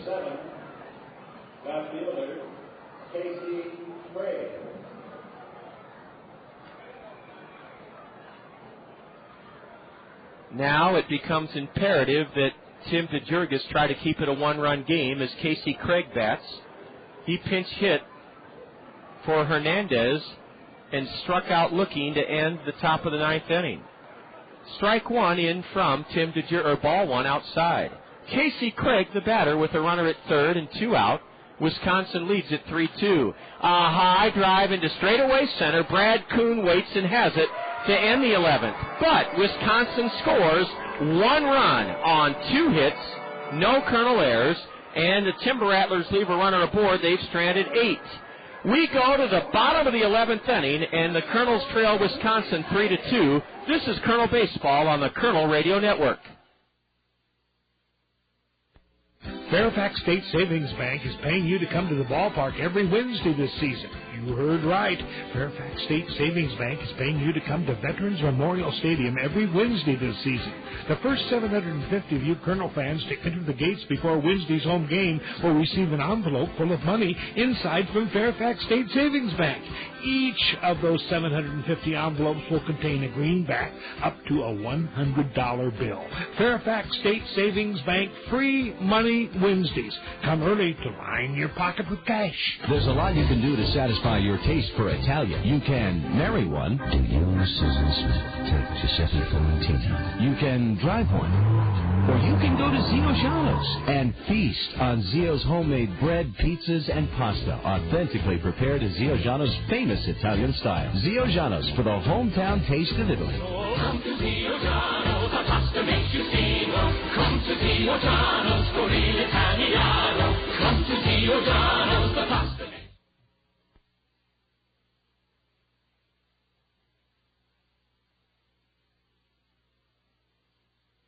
Edgar Guarmato will come on and pitch the bottom of the 11th inning with Wisconsin ahead 3-2.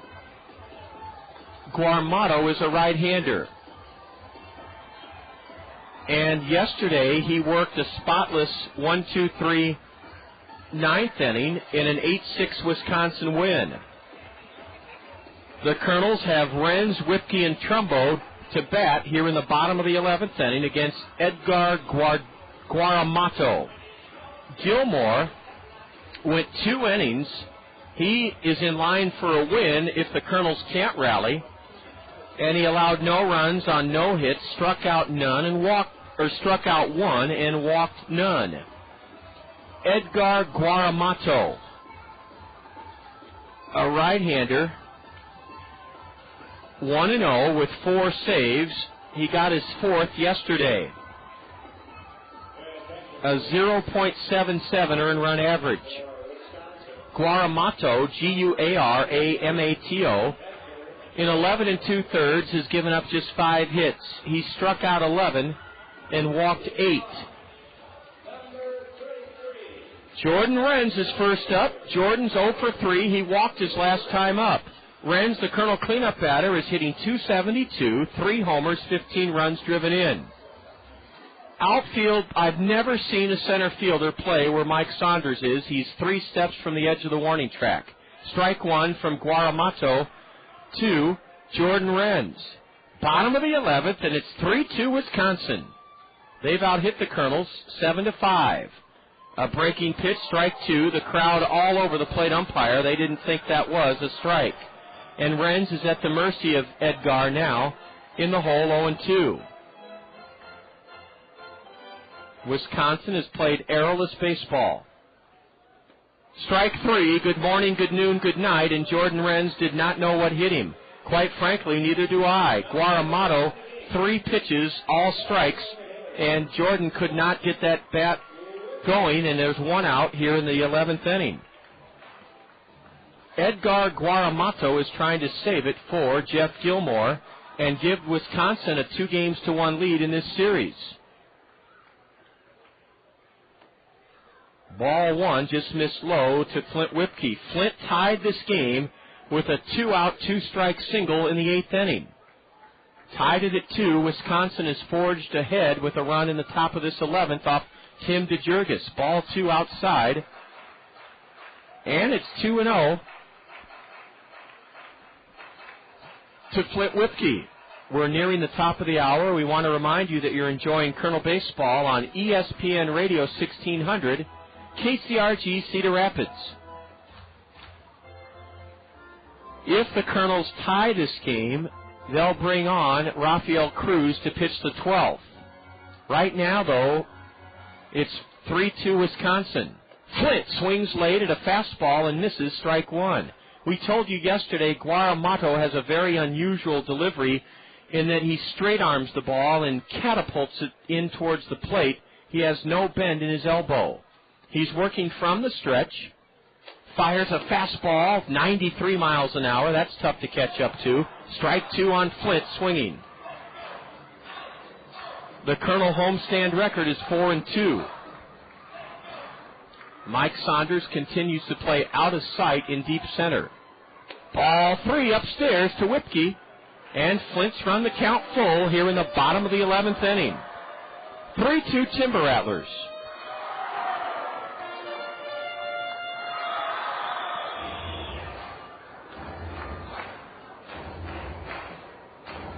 Whipke waits for the payoff pitch. It's high, ball 4. The Kernels have the tying run at first, 1 out here in the bottom of the 11th inning. And Mark Trumbo, the batter. Mark is 1 for 4. This game is almost 3 hours in length. We're in the bottom of the 11th inning, and Wisconsin is ahead 3-2. Guaramato puts his glove between his legs, tucks his gray road shirt in, and fiddles with what appear to be glasses. I can't tell from here. I may be the one that needs glasses. He did something around his eyes. Breaking pitch, low and away, ball 1 to Mark Trumbo, right-handed Kernel slugger. Wears his home white trousers down near his shoe tops. Open stance, white ash bat. There's a fastball low for ball 2. Flint Whipke, the tying run at first with 1 out, bottom of the 11th inning. The game started at 63 degrees. It's now 61 degrees. Flint being held by Wu. And Mark Trumbo slashes one foul over the backstop. Strike 1.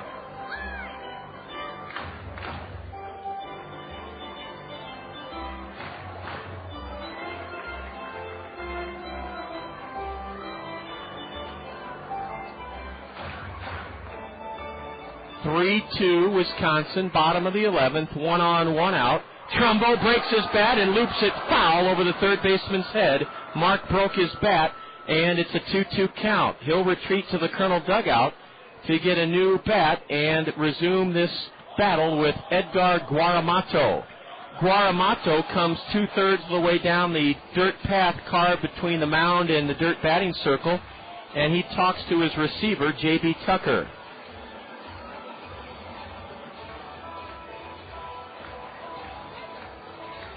Wisconsin has used 4 pitchers this evening. The Kernels have called upon 2. Starter Stephen Merrick and reliever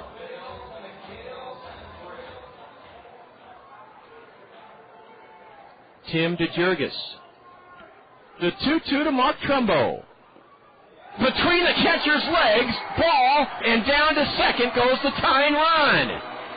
I don't know what Al Gruel will rule that. A pass ball. It's a pass ball charged to J.B. Tucker, a fastball below the knees. Trumbo took it for ball 3. Now the Tyne runs at second here in the bottom of the 11th inning. 1 out, and Guaramato wants a new ball. Flint Whipke, the Tyne runs at second, 1 out, and a full count to Mark Trumbo. One fan has his daughter propped up on his knees, and he's clapping her hands for her. The theme from Jaws being played over the public address system. Strike 3 called to Mark Trumbo. 2 gone here in the 11th inning. Guaramato painted the outside edge and made a perfect pitch to get the Colonel slugger Mark Trumbo. Travis Schlichting, the batter, he's 1 for 4. He'll try to tie this game here in the bottom of the 11th inning. Josh Boots and our pep squad back of home plate. Josh is holding up a sombrero, and Mr. Shucks is doing a number on top of a chair. Boy, Mr. Shucks has expended so much energy and brought this crowd to a fever pitch level that he's going to be exhausted after this one. Hopefully he'll be happy. Travis Schlichting now trying to drive home the tying run here in the bottom of the 11th inning. Takes a curve, a dandy, strike 1 called. This Edgar Guaramato is trying to save it for Jeff Gilmore and give Wisconsin a lead in the series of 2-1. Breaking pitch just inside for ball 1. Flint Whipke pleading, hoping that he can be brought home with the tying run here in the bottom of the 11th inning.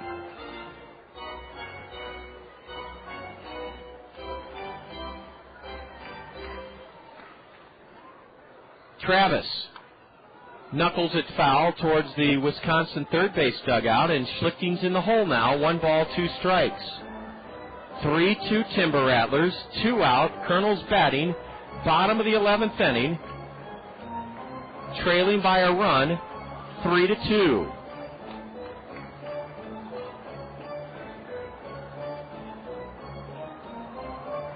And now the plate umpire having quite a discussion about which baseball should be used. They've decided that matter. Flint Whipke is at second. 2 out, bottom of the 11th. The 1-2 to Travis. A high pop fly should end the game. It's a fair ball. Now drifts into foul ground. Robbie Hudson falls. It's caught by the shortstop. And we don't know if it's a fair or foul ball, but the game is ended. Travis Schlichting is popped out. We'll call it a foul ball down the left field line. And Wisconsin outlasts the Kernels this afternoon and tonight, 3-2. In the 11th inning for the Kernels, no runs, no hits, a walk, a pass ball. There were no Timber Rattler errors. The Kernels leave a runner and stranded 8. Wisconsin edges the Kernels 3-2, and they take the lead in this series 2-1. We'll have the totals, highlights, and more next for you on the Colonel Curtain Call here on the Colonel Radio Network.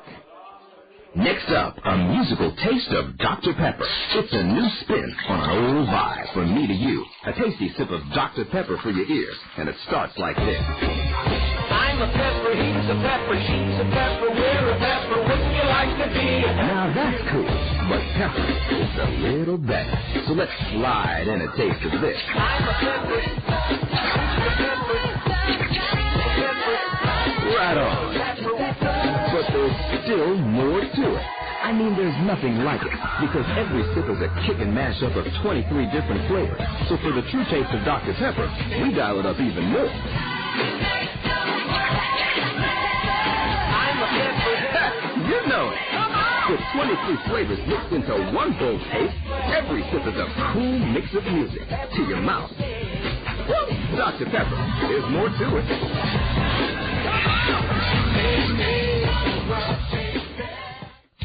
Your home is a place for savoring all the good things in life. It's a place for celebrations. It's a place where memories are created. To make sure your home is properly insured, visit Sheets Forest Draper in Marion, your professional Pekin insurance agency.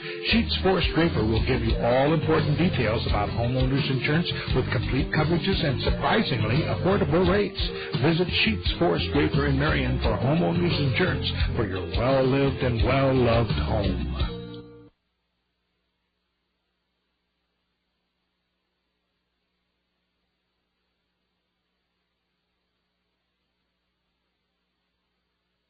It's time for the Kernels Curtain Call.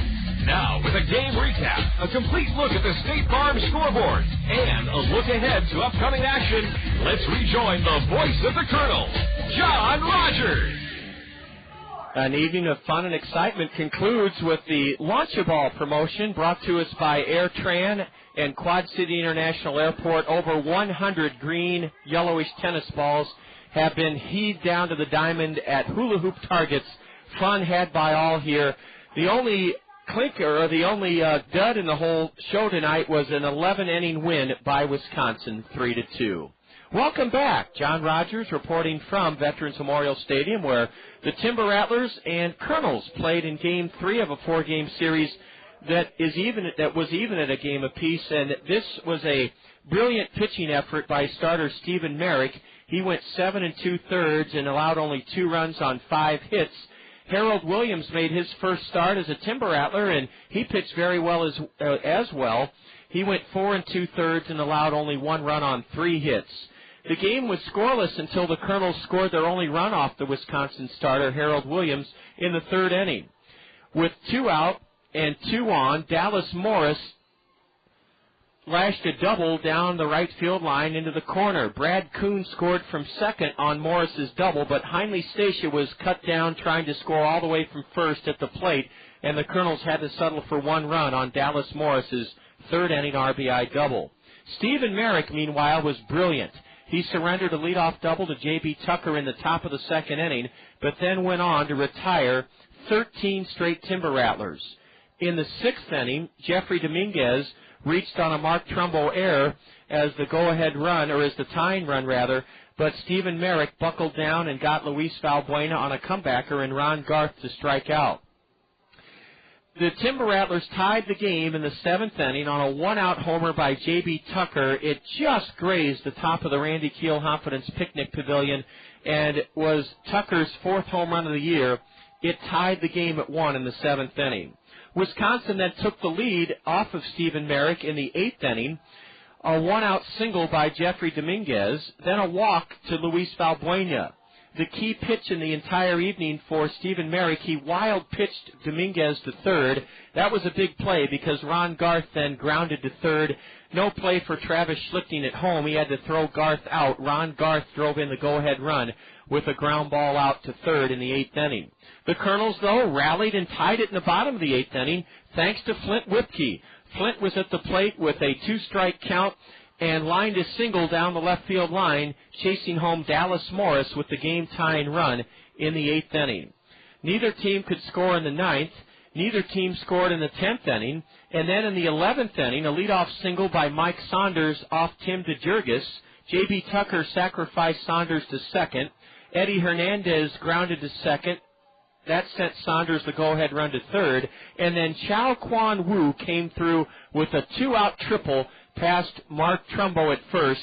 That scored Saunders easily from third and gave Wisconsin a 3-2 lead. In the bottom of the 11th, the Kernels made some noise. Flint Whipke walked with 1 out against closer Edgar Guaramato. Whipke went to second on a pass ball, but then on a 3-2 pitch, Guaramato caught Mark Trumbo looking, and Travis Schlichting fouled out down the left field line to the shortstop to dash the Kernel hopes for a comeback in the 11th inning. Here's the final line score. For Wisconsin, 3 runs, 7 hits, no errors. They stranded 8. The Kernels, 2 runs, 5 hits, 1 error. The Kernels left 8. The winning pitcher out of the Wisconsin bullpen, Jeff Gilmore, he's 1-0. A save, his 2nd in the series in a row for Edgar Guaramato, his 5th save. The loser was Tim DeJurgis. He's 0-1. The game was played in 3 hours and 5 minutes before a big crowd here on Van Allen Elementary School night and All Saints, or Holy Family night, 2,135. In 11 innings, Wisconsin shades the Kernels 3-2. We'll be back in just a moment with our PRC play of the game here on the Kernel Radio Network. Fairfax State Savings Bank is paying you to come to the ballpark every Wednesday this season. You heard right. Fairfax State Savings Bank is paying you to come to Veterans Memorial Stadium every Wednesday this season. The first 750 of you Kernel fans to enter the gates before Wednesday's home game will receive an envelope full of money inside from Fairfax State Savings Bank. Each of those 750 envelopes will contain a greenback up to a $100 bill. Fairfax State Savings Bank, free money Wednesdays. Come early to line your pocket with cash. There's a lot you can do to satisfy your taste for Italian. You can marry one. Do you, Susan Smith, take Giuseppe Florentino? You can drive one. Or you can go to Zio Giano's and feast on Zio's homemade bread, pizzas, and pasta, authentically prepared as Zio Giano's famous Italian style. Zio Giano's for the hometown taste of Italy. Come to Zio Giano's, the pasta makes you Zio. Come to Zio Giano's for real Italiano. Come to Zio Giano's, the pasta.